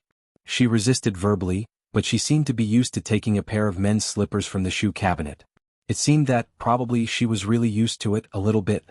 Li Qingqing looked at the slippers she threw on the ground and was a little dazed. The mother and daughter had not been in Emperor Dong's palace for a long time, but the guy in front of them appeared too frequently. In the first 2 days it was better. Later, as their injuries recovered, as long as Lin Youxian was still in Emperor Dong's palace, he almost came here as soon as he had time. He came here as soon as he had time. He had nothing to do at all. In the beginning, when he couldn't get the treatment of entering the house, he stood outside the door and talked. Or when Li Qingqing happened to be outside, he would look at the flowers and plants with her. Or he would bring some snacks, desserts, handmade toys, or ask her out for dinner and a movie. Sometimes he even came here without thinking about what to do. At the most frequent time, Lin Youxian came here 16 times a day. Li Shi looked at him with a smile. Li Qingqing, who had never experienced this situation, almost collapsed. As he came here day by day, Li Qingqing finally allowed him to enter the house for a cup of tea. The next day, when she went shopping with her mother in the supermarket, her mother took a pair of men's slippers. She was confused, but Li Qingqing did not object. Then this pair of shoes became exclusive to Lin Youxian. "I don't think it's troublesome. I mean, I can save the time of running back and see you more." Lin Youxian's voice was as gentle as the wind. He picked up the big white bear sitting on his leg and handed it to Li Qingqing. He smiled and said, "It's for you." "Don't talk nonsense." Li Qingqing glared at Lin Youxian and wanted to refuse the gift. But for her, who had almost no childhood since she was a child, the big white bear in front of her was so cute. She hesitated, took it and said thank you in a low voice. Lin Youxian did not speak but looked at her softly. There seemed to be thousands of words in his eyes. The girl who had been stabbed by him in Huading. This girl was always in his mind but could only be suppressed in the bottom of his heart. Lin Youxian had to admit that when he knew that she would live in Emperor Dong's palace in the future, in addition to astonishment, there was only endless ecstasy in his heart. This was the goddess and angel that he was willing to protect for a lifetime. The goddess and angel that could only belong to him. "Do you want to go to the movies?" Lin Youxian said softly. "Recently, a new cartoon has been released. It's very good. Do you want to go together?" Li Qingqing hesitated and shook her head. "No, I'll accompany my mother." He looked at Lin Youxian, whose eyes were deep and gentle without disappointment, and whispered, "Come and have a cup of tea." "Okay." Lin Youxian's smile became extremely bright in an instant. The two turned around the porch. On the sofa in the living room, Li Shi had begun to make tea. "Auntie." Lin Youxian greeted her respectfully. "Come and sit down." Li Shi smiled gently. "Wait a while. I'm not in a hurry." Lin Youxian smiled a little honestly. "There is one thing good about me. I don't like to be regarded as an outsider. Auntie, you don't have to be so troublesome." "It's not troublesome. Li Shi just opened her mouth with a chuckle and a phone suddenly rang. Li Shi was stunned. She seemed to be a little surprised that someone would call her. He had a mobile phone which he got after coming to Emperor Dong's palace. There were very few contacts in the address book. In addition to Li Qingqing, there were only a few high-level people in Emperor Dong's palace. On weekdays the mobile phone basically would not ring here. She took the mobile phone from under the coffee table with some doubts and glanced at the number. Li Shi's movements were slightly stiff, and she was silent for a few seconds. "I'll answer the phone." She looked up and smiled with no abnormal expression. "Qingqing, you have a good chat. You have a good chat." Lin Youxian got up with a smile and watched Li Shi walk upstairs. Her figure stepped on the corner of the second floor, and she finally pressed the answer button.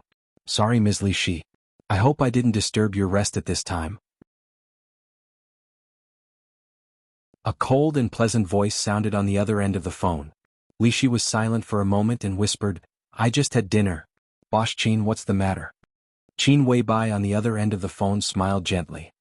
It's about Kunlun City. Li Shi was silent. Her life had been very peaceful, but it did not mean that she had forgotten Kunlun City, the place that brought her countless pain and despair. There are new variables in the case of Chen Fangqing and Chen Shi. Of course, this is a better variable for us. In such a situation, I think there is no need for Kunlun City to exist. There was no need for Kunlun City to exist. Kunlun City? Li Shi's eyes suddenly widened and she said subconsciously, "What did you say?" "I need your help," Qin Weibai said with a smile. Li Shi was silent, and the special warfare city in the ice and snow subconsciously appeared in her mind. For Kunlun City, the Gu family and Gu Xingyun, Li Shi couldn't tell what kind of mentality she had. It was a kind of mentality that she couldn't tell or understand after countless emotions merged together. But one thing was certain. If Kunlun City could really disappear, Li Shi was willing to provide all the help she could without hesitation. Li Shi's eyes became extremely determined in an instant. "What do you need me to do?" "You don't need to do anything," Qin Weibai whispered, "it's enough to testify. Mao Song has confessed the existence of Phoenix Pavilion. Zhongzhou State will soon launch an investigation, but it will be very fast. No one knows how long it will take. Maybe it will be now, maybe it will be tomorrow or the day after tomorrow. No one can be sure whether Kunlun City can get the news. In such a situation, a lot of evidence may be destroyed every minute. Mao Song has now provided clues and I'm about to have a strong witness here. She has enough information to prove the existence of Kunlun City. Then, it's up to you to testify again and supplement other information of Phoenix Pavilion." Li Shi listened silently. When Qin Weibai finished, she took a deep breath and whispered, "Okay." Her voice gradually began to become as hard as iron. "I will explain to the Parliament in detail the reasons for the treason case more than 20 years ago, and everything I did around Li Kuangtu as the pavilion master of Phoenix Pavilion at that time." "No need." Qin Weibai seemed to be stunned for a moment, and then she said softly but sincerely, "Some things can be mentioned but some things can be left unsaid. Madam, you should pay attention to protect yourself." If Li Shi told all the things she had done in the past, she might get herself involved. The treason case of the Li family had a wide influence, and some of its dark clouds were still unclear. But with the rise of Li Tianlan and Emperor Dong's palace, all this was irrelevant.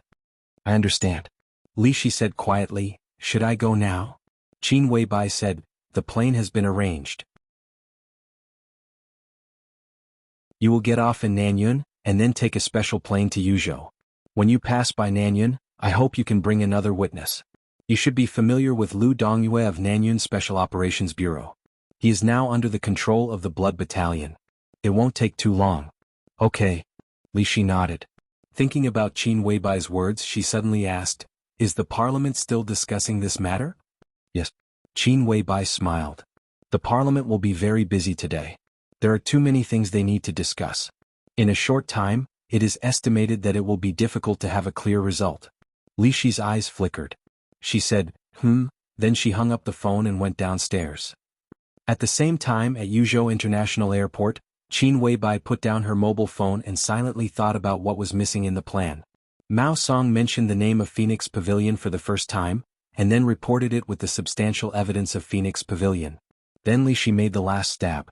After this sudden and fierce storm, the new group would turn the tables, and the Prince Group and the Special Warfare Group were destined to be riddled with holes. This was the best result that could be fought for at present. Unfortunately, they still can't be completely destroyed. Qin Weibai said to herself with some regret. In my opinion, this is not a bad thing. Horsewoman on the side handed Qin Weibai a glass of warm water and said softly. Qin Weibai glanced at her. Horsewoman said with a smile, "His Majesty's footsteps are unstoppable. In the dark world he is already invincible. As long as he is given time, Kunlun City, Jiang Shangyu, Li Kuangtu, Wang Xingxiao, and even Wang Tianzong will not be his opponents. It is not difficult to completely destroy them.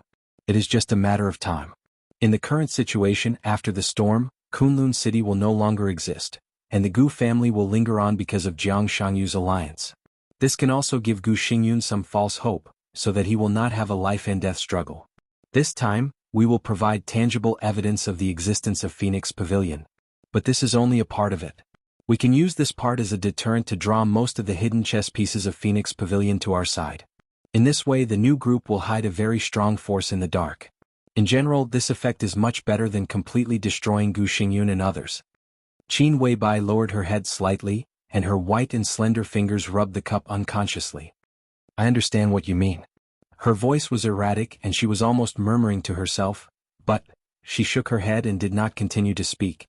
In her mind, she always thought of the siege that she did not know was in the past or in the future. She thought of the sharp sword piercing through Li Tianlan's chest. Such images flashed in her mind again and again. If Gu Xingyun, Li Guangtu and others did not die, she would always feel a little uneasy. Qin Weibai shook her head hard and looked out of the window. In the bustling exit of the airport, a girl who looked 11 or 12 years old or 13 or 14 years old, as beautiful as an elf and an angel, walked out alone, pulling a delicate small suitcase under everyone's gaze. Her small figure walked in the crowd without the slightest loneliness or fear. Instead, there was a kind of indescribable spirit in her. Qin Weibai smiled, opened the door, got out and waved to the girl. The girl's eyes lit up. She trotted over quickly, handed the suitcase to Horsewoman, and then reached out to hug Qin Weibai's waist. Sister? Qin Weibai said yes, lowered her head and touched the girl's head. She whispered, Is everything ready? Yes.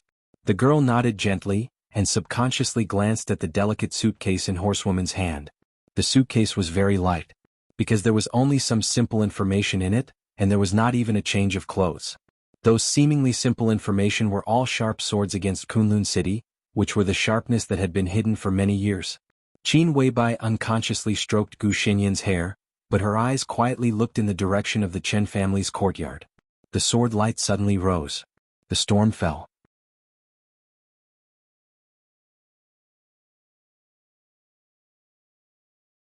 Chapter 11:23. When Ma Si entered the temporary conference room in the backyard of the Chen family for the fourth time, the atmosphere in the conference room was almost frozen. It was nearly 1 o'clock in the middle of the night. The ventilation system in the living room had been turned on to the maximum, but the thick and dazzling smoke was drifting in every corner of the hall. Looking through the light, Ma Si couldn't see clearly who was sitting in the conference room for a while. Is there any new information? Li Huaqing's suppressed voice sounded in the deep and dignified voice. Yes. Ma Si nodded subconsciously and looked in the direction of the voice.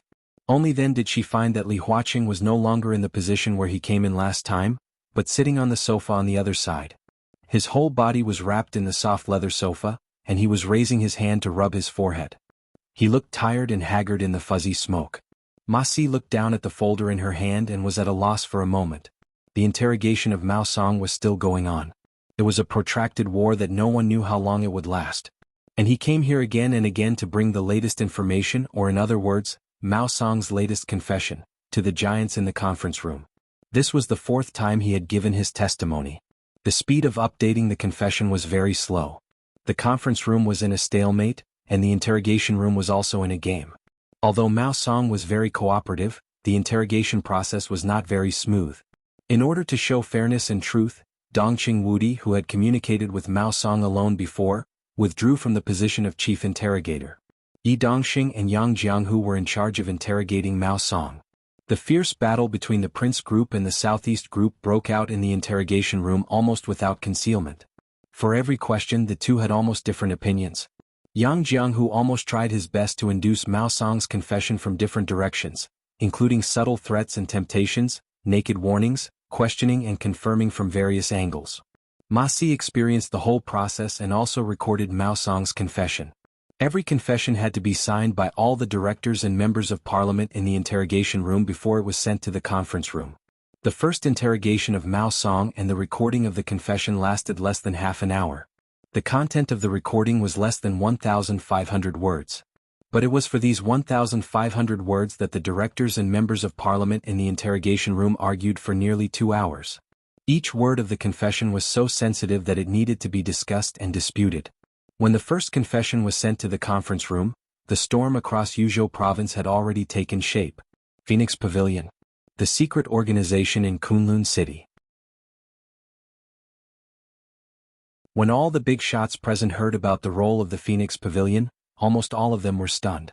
It was not uncommon for them to use women as weapons in the trials and tribulations they had experienced.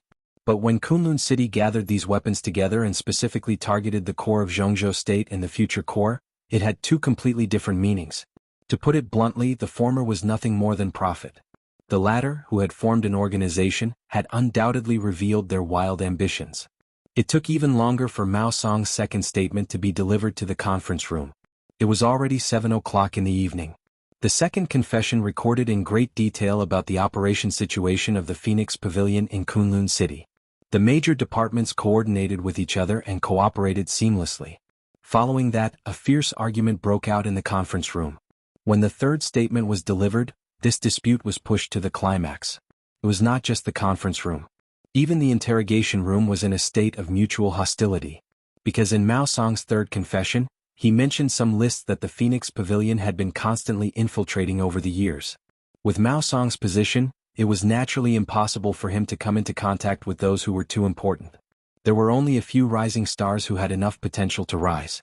However, this list, coupled with Mao Song's vague statement that there were counselor-level figures who were involved in the Phoenix Pavilion's pink trap, every word of his confession was extremely shocking. The fiercest dispute or even quarrel in the interrogation room came from this. A counselor giant became the prey of the Phoenix Pavilion. Regarding this, Mao Song did not produce substantial evidence. He just affirmed this point but could not determine which counselor it was. When Ma Si recorded Mao Song's testimony, Yang Jianghu was the first to express a clear objection. He bluntly said that Mao Song's testimony was ridiculous and not credible. Yi Dongxing insisted on seeking truth from facts. He recorded this point and conveyed it to the conference room. His point of view was also very simple. Perhaps Mao Song's testimony was not credible, but this was not a reason not to record it. The truth of the matter needed to be investigated and distinguished by the big shots in the conference room. To hide some clues that could cause serious consequences here was, to a certain extent, irresponsible. The two counselors argued in the interrogation room for nearly half an hour, and neither of them could convince the other.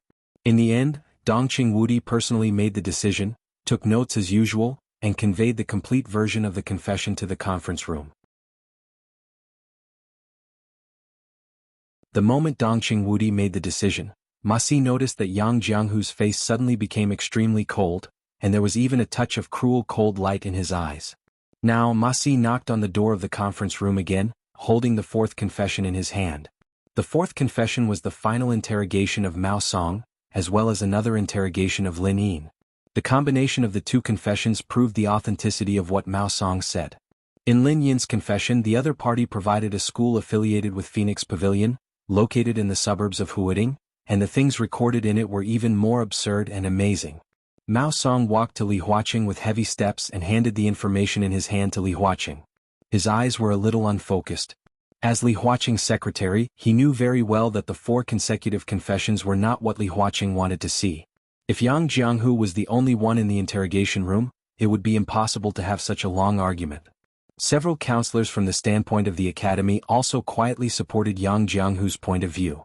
The Southeast Group and the Giant Group, however, tacitly formed some cooperation again in the interrogation. This was probably when Siyuan. The Southeast Group, which had gone all out to suppress the new group a few days ago, seemed to see the opportunity to let Wen Siyuan enter the cabinet again. This year Zhongzhou State was really full of ups and downs. Send it out.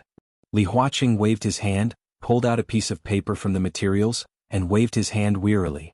The interrogation room had already made several copies of the confessions according to the number of people in the conference room, ensuring that everyone here had a copy. Ma Si walked around the conference room and handed out the information to every big shot. When he sent them to Li Tianlan, he paid special attention to Li Tianlan's expression.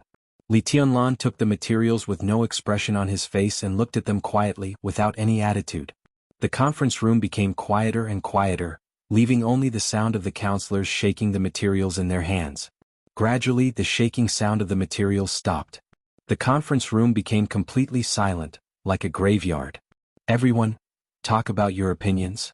In the extreme silence, Li Huaqing slowly opened his mouth. His voice was still steady and dignified. But at this moment, when his voice fell into the ears of others, they always felt that Li Huaqing's voice seemed to be missing something.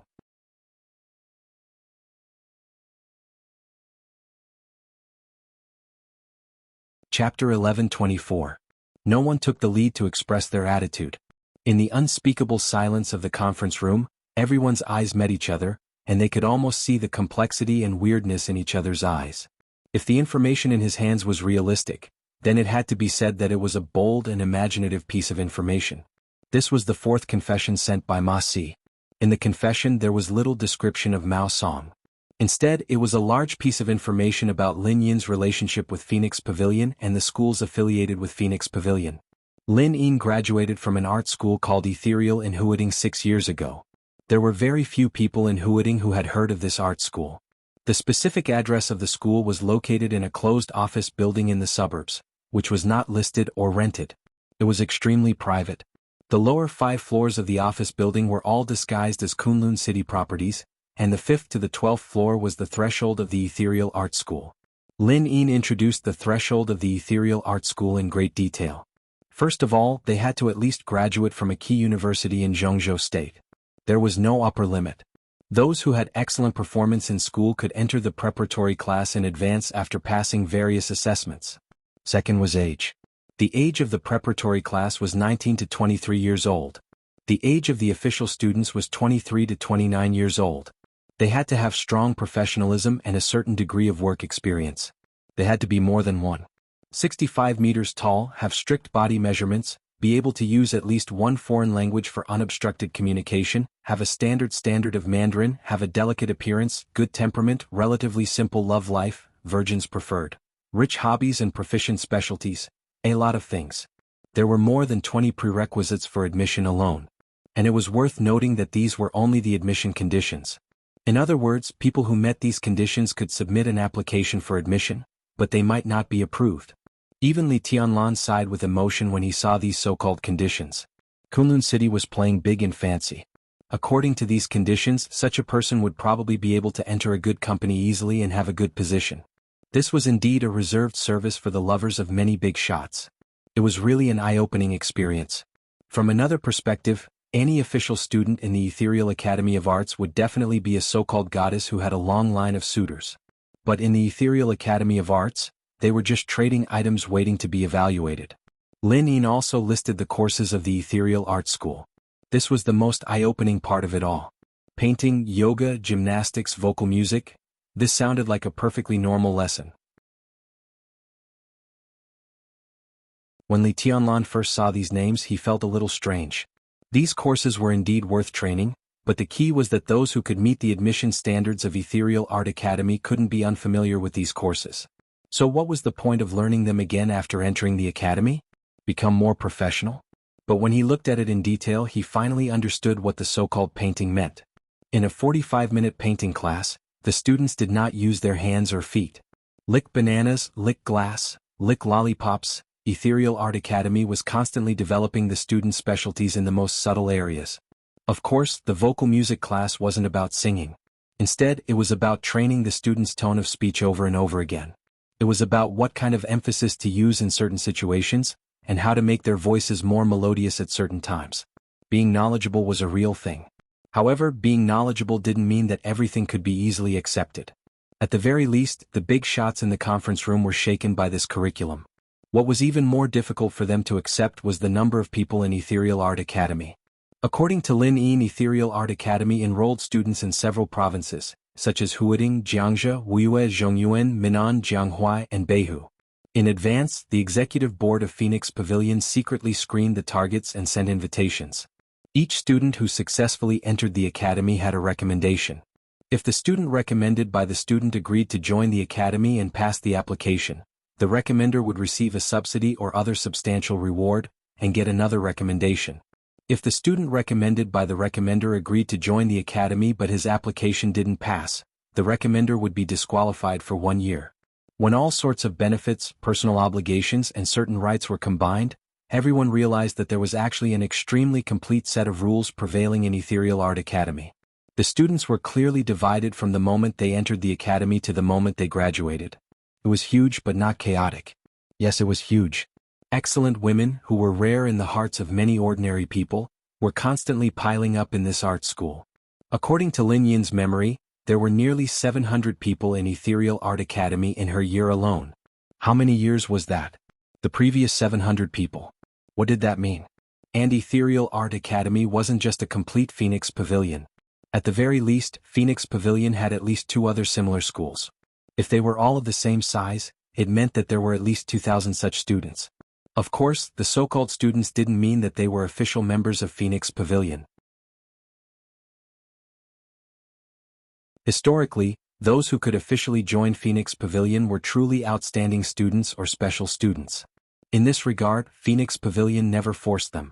Students could refuse Phoenix Pavilion's arrangements and find so-called financial backers on their own. In return, they would provide certain resources to the academy according to the agreement. If they were abandoned, they could submit a new application to the academy. If the application was passed, they would continue to complete their studies. In Lin Yin's testimony, almost no one had ever refused the academy's arrangements. Most people would not enter the Phoenix Pavilion, but the academy would handle it appropriately. They would arrange for students to be with one rich person after another. This involved all sorts of industries. These people were officially eliminated from the Phoenix Pavilion, but to a certain extent, they could still be said to be of the highest quality. Some of them were secretly kept as mistresses, and some even got married successfully. After being packaged by the academy, they basically lived a life of luxury as long as they left the campus. The giants in the conference room attached great importance to the real Phoenix Pavilion, but they also kept a high degree of attention to these people who didn't join Phoenix Pavilion. In the dead silence, Zhou Mulin gently knocked on the table. The subtle sound became extremely harsh in the conference room. His voice was a little low and he said slowly, "This is no longer a problem of Kunlun City. To put it more broadly, this is an extremely serious problem of intelligence. I propose that we thoroughly investigate all the problems of Kunlun City. At the same time, we immediately send people to block Ethereal Art Academy in Huading and revoke Gu Xingyun's position as the guardian of Zhongzhou State. In addition, we should strictly examine the financial problems of Kunlun City and suspend all high-level officials of Kunlun City." Everyone was shocked. Guo Wentian opened his mouth and seemed to want to say something. Zhou Mulin took a meaningful look at everyone present and said softly, "Everyone, no matter from the perspective of the complex internal problems of Kunlun City or Gu Xingyun's personal problems, he is not qualified to be the guardian of Zhongzhou State. We didn't have a choice before, but now I think we already have a more suitable candidate than Gu Xingyun. He is younger than Gu Xingyun, and no one can doubt his combat capability. His position is also far firmer than Gu Xingyun's. In the long time to come, I think it's the most responsible thing for him to do."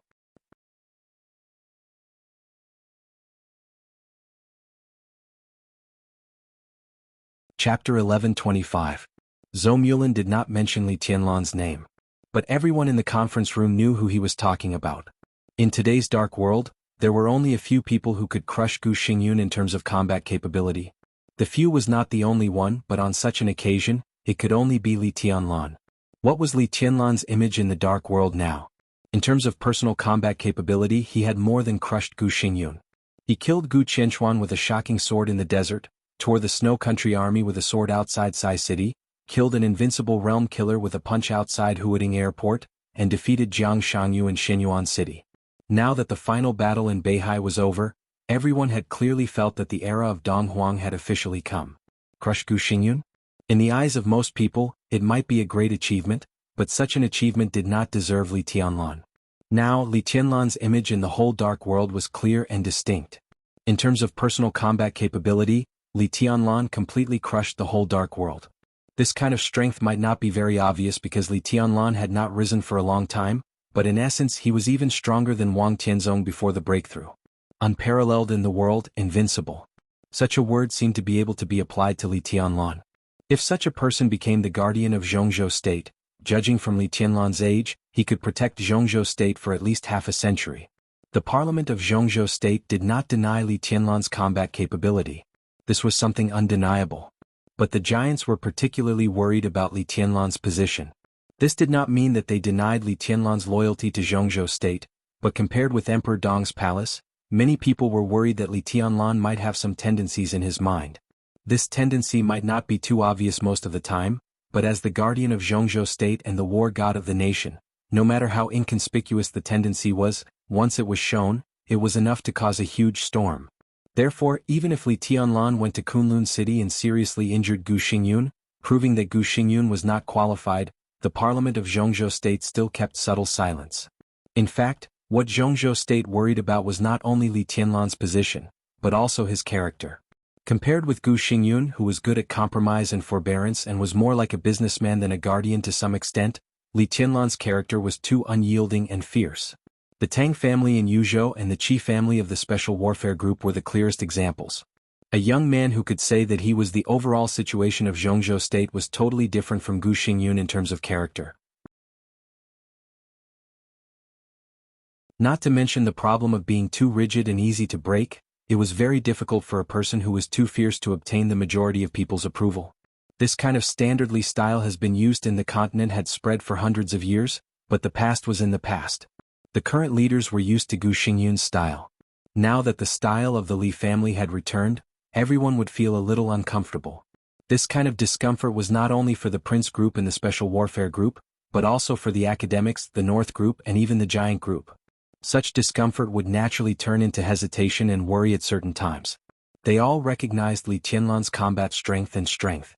As the most powerful overlord country in the world, Zhongzhou state should have such a guardian. The guardian of Zhongzhou state should also have such a style. Everyone knew this, but everyone was still worried that Li Tianlan's sharpness would not only deter the opponent but also hurt themselves. Therefore, Li Huaqing made a proposal that everyone could accept when the new group and the Giant Group were under unprecedented pressure. Li Tianlan officially entered the parliament and jointly controlled the special warfare system of Zhongzhou state with Gu Xingyun. Gu Xingyun was still the state-protecting war god. And Li Tianlan served as the chief security advisor of Zhongzhou state. Gu Xingyun was indeed no match for Li Tianlan. But Kunlun city had been developing in Zhongzhou state for so many years, and its foundation had long been deeply rooted. As long as the storm within the special warfare group was quelled, and when Gu Xingyun stabilized his position, it was completely possible to check and balance Li Tianlan in a short time.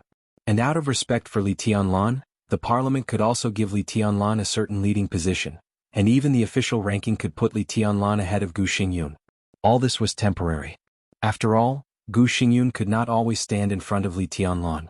But the parliament also happened to need time.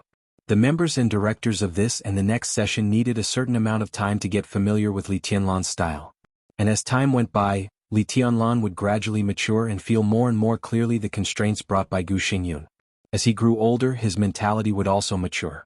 At that time, Li Tianlan might be more pragmatic and understand the truth of leaving silence to his own people, and showing his sharpness to outsiders. This was a mature and wise proposal. After several tests and compromises, a new balance would soon be formed. There was even a clear outcome to this matter. But the appearance of the Qin family scandal disrupted all this in an instant. Everyone had accepted the reality, but accepting the reality did not mean that they would not be shocked. The giants in the conference room might not have completely reacted until now. How could a scandal of the Qin family become a storm? After sweeping through the Prince Group, it completely involved the Special Warfare Group, Jiang Shangyu, and even the Purgatory of Heaven capital. And what changed all this was, it turned out to be just a secretary. It was not even Qin Fangqing's secretary. It was Qin Shi's secretary. Phoenix Pavilion. The scandal of the Qin family involved the Phoenix Pavilion and seemed to have completely become a scandal of Zhongzhou state. If these things were true, then Gu Xingyun, the guardian of Zhongzhou state, was no longer a question of unqualified. Everyone was recalling the few confessions they had seen. If they were to connect these confessions together, they could indeed form a complete and logical reality. They could form a hidden Phoenix Pavilion that was out of everyone's sight. In other words, the things in the confessions were very likely to be true. When there was great certainty that Gu Xingyun was unqualified, Zhou Mulin suddenly proposed the more suitable Li Tianlan. He temporarily put aside all the scandals of the Phoenix Pavilion and the Qin family. This was tantamount to forcing everyone, including Li Huaqing, into a corner where they had to express their views.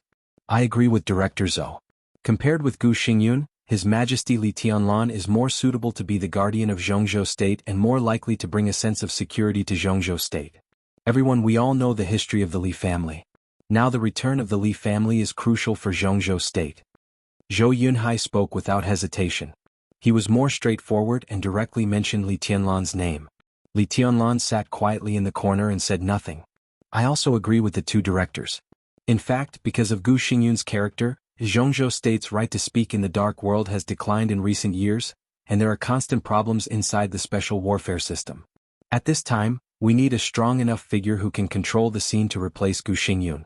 His Majesty Li Tianlan is the most suitable choice, and it can even be said that he is the only choice. Ji Wenzhang, the director of the Southeast Group, said with a poker face. Li Huaqing frowned quickly and glanced at Guo Wentian, who was frowning beside him. First Zhou Mulin, then Zhou Yunhai, and then Ji Wenjiang. Dongqing Wudi, Hua Jingyang, and Wan Qingyun were all in the interrogation room. Qin Fangqing was dead. That was to say, 3 of the 5 directors in the conference room had made their positions clear. Zhou Mulin seemed to be just a casual proposal, but at this time, it inexplicably became a vote. Li Huaqing's eyes wandered and he glanced at Li Tianlan calmly. Li Tianlan was quietly leaning on the sofa in the corner, motionless.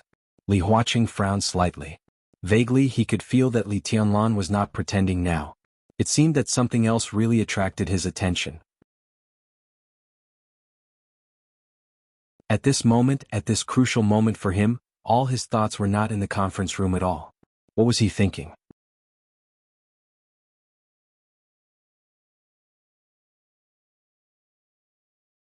Chapter 11:26. Li Huaqing stared at Li Tianlan for a few seconds, then turned his eyes calmly and said in a low voice, "I agree in principle, but we can't be too hasty in this matter. In the current situation, stability is the first priority. Now that we have a clue, we still need to investigate what should be investigated. Immediately organize people to control the people involved in the confessions and the art school and investigate them in detail. When there are results, we will talk about the details." There was a moment of silence in the conference room. Zhou Mulin, Ji Wenjiang, and Zhou Yunhai did not speak. After all, Li Huaqing was the president. This position had unquestionable authority. This time, Li Huaqing said these words directly without asking their opinions.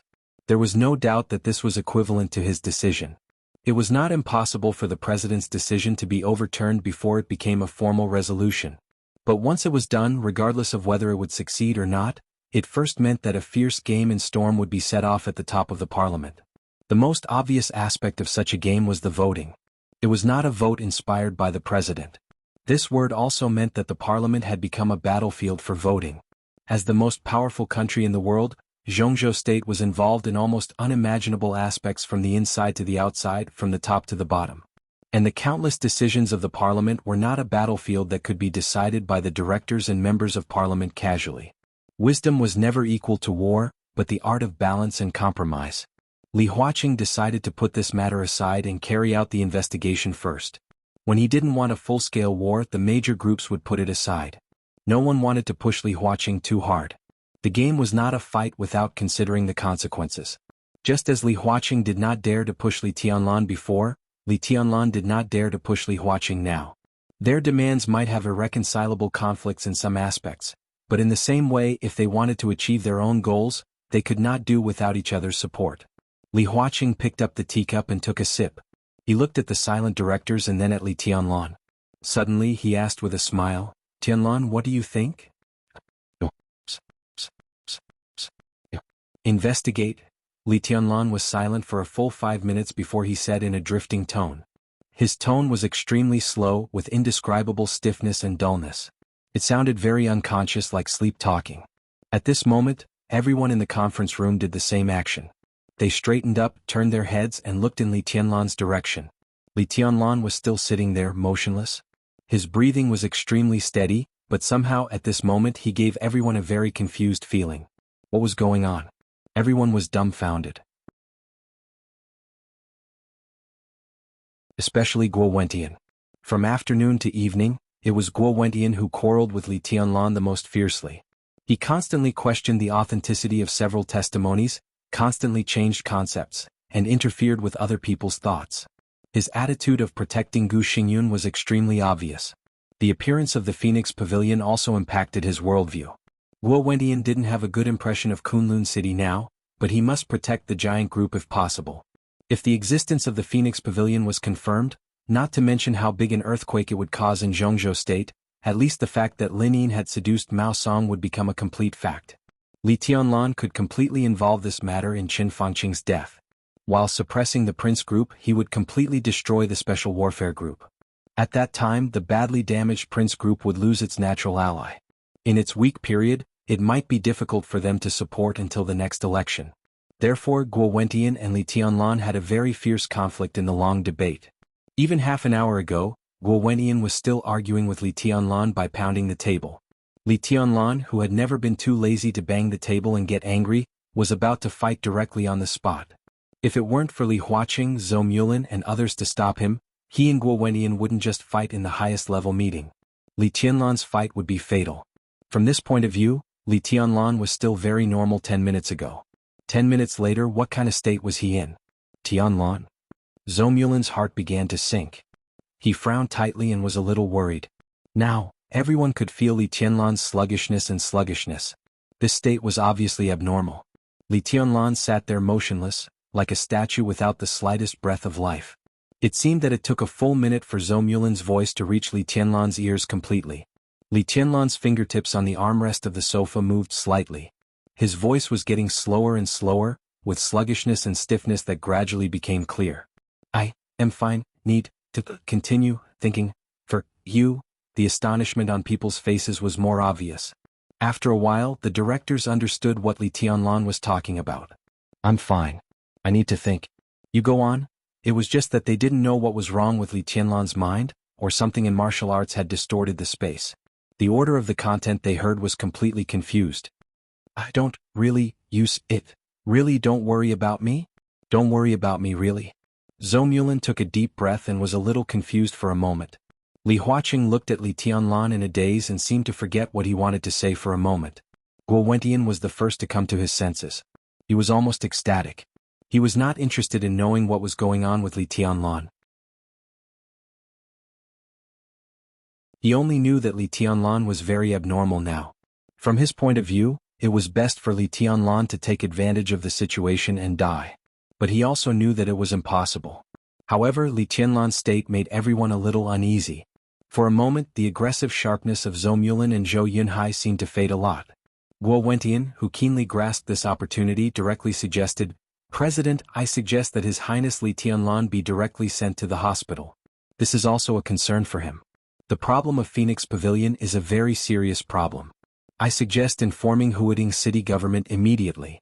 Huading Parliament will take the lead in the investigation and report to us as soon as possible after getting detailed information. Li Huaqing glanced at Guo Wentian. He understood the other party's idea.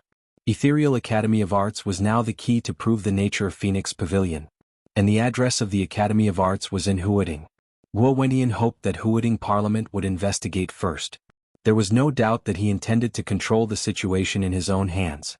After all, Zhong Yongming, the current member of Parliament of Zhongzhou State and Speaker of Huading, was one of the leaders of the Prince Group, and was also the leader of the Prince Group that was not affected much after Chen Fangqing's death. Li Huaqing was a little confused.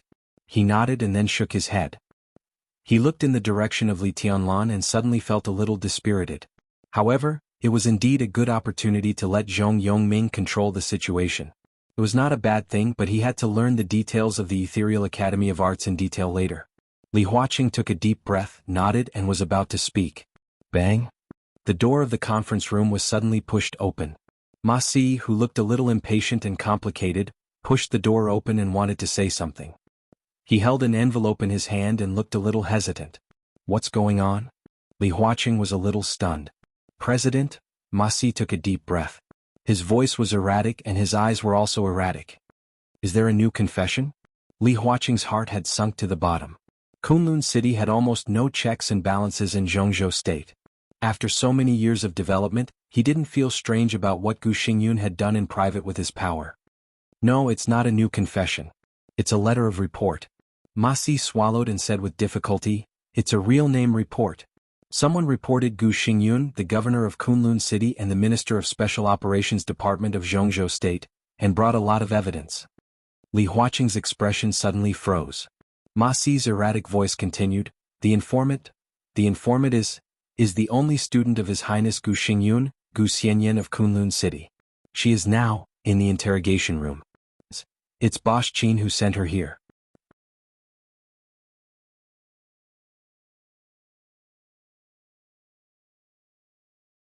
Chapter 1127.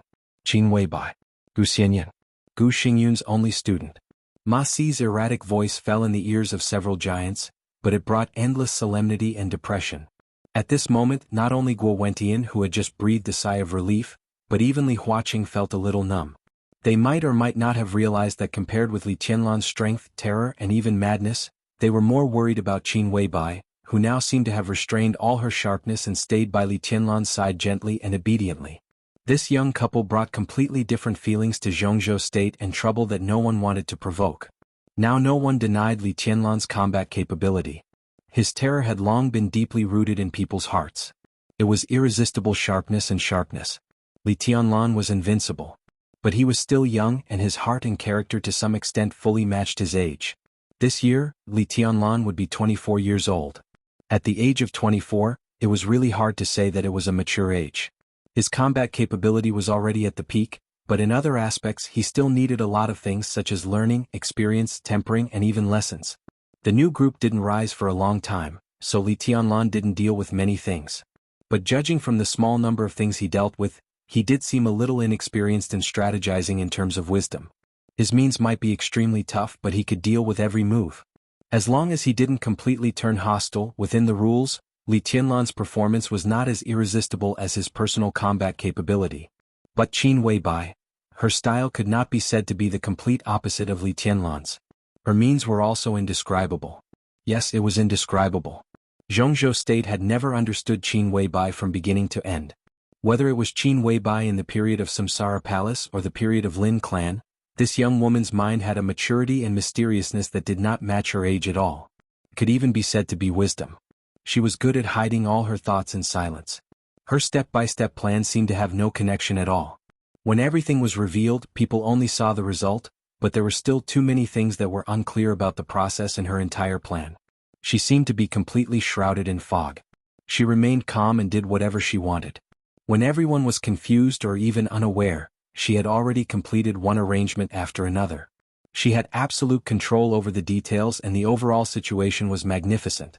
She would not show any purpose in advance, and sometimes she would even be ignored, intentionally or unintentionally. But when she really appeared in front of everyone, it often meant that the overall situation was set. At this time, Qin Weibai sent Gu Xianyan to the courtyard of the Chen family. The complicated relationship between the two of them did not need to be explored for the time being. The important thing is to be a good girl beside Li Tianlan quietly.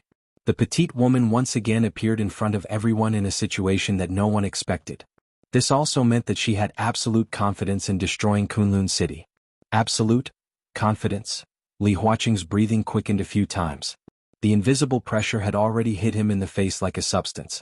He could ignore Li Tianlan's combat capability, the new group, Qin Weibai, and many other aspects. But when these gathered together to force him to make certain decisions, how could he really not care? The oppressive silence lasted for a full 5 minutes. Li Huaqing reached out to touch the teacup and finally said, "Invite her in." He was talking about her. Not them. Ma Si nodded and turned to call Gu Xianyan. Li Huaqing held the teacup and sipped the tea, expressionless. Guo Wendian wanted to say something, but he opened his mouth, but he didn't know what to say. He glanced at Li Tianlan again. Li Tianlan's body became more and more stiff. In the somewhat dark and silent conference room, the sound of whispered discussion after the silence, the faint light, time passed slowly. Everything around him seemed to be getting farther and farther away from Li Tianlan quietly. It was an indescribable feeling. His whole mind and even his soul seemed to be carefully pulled out of his body by a gentle and natural force. The incomparably real three-dimensional perspective was directly projected from his mind. Li Tianlan saw the whole conference room clearly in an instant. Sitting in the main seat, Li Huaqing's face was slightly pale, and a little sweat was seeping out of every pore on his body. His internal organs were a little tight, and his heart beat a little abnormal. The speed of blood flowing in his blood vessels was obviously a little faster. Every cell in his bone marrow was turbulent. The overall state looked extremely serious, but it was still normal. Guo Wendian looked expressionless, but his whole body had long been soaked in cold sweat. A lot of sweat accumulated under his armpits, abdomen, and knees. In the incomparably three-dimensional perspective, his heart beat extremely violently. As he breathed, the blood in his body rushed and whistled, as if it was about to break through the blood vessels. Li Tianlan was very sure that now, as long as he moved his finger, he could directly take away Guo Wentian's heart or any other organ from another direction that didn't exist in reality without touching Guo Wentian. The perspective turned quickly and kept rising. In the twinkling of an eye, the entire Chen family's compound appeared completely in front of him. Every single person's physical state and, to a certain extent, their psychological activities, every house, every brick, every plant, every ant in the Qin family's courtyard, every brick, every tile, every blade of grass, every ant, every cell. The details were displayed crazily.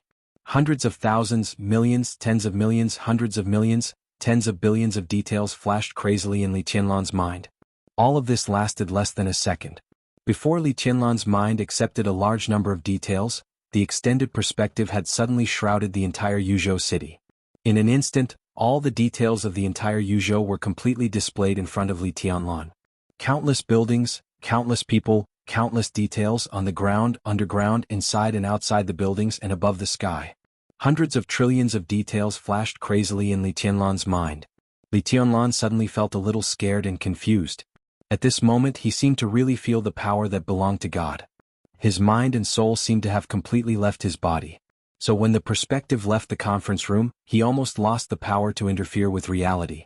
Trillions of city details were crazily tumbling in the field of his mind. This feeling was hard to describe.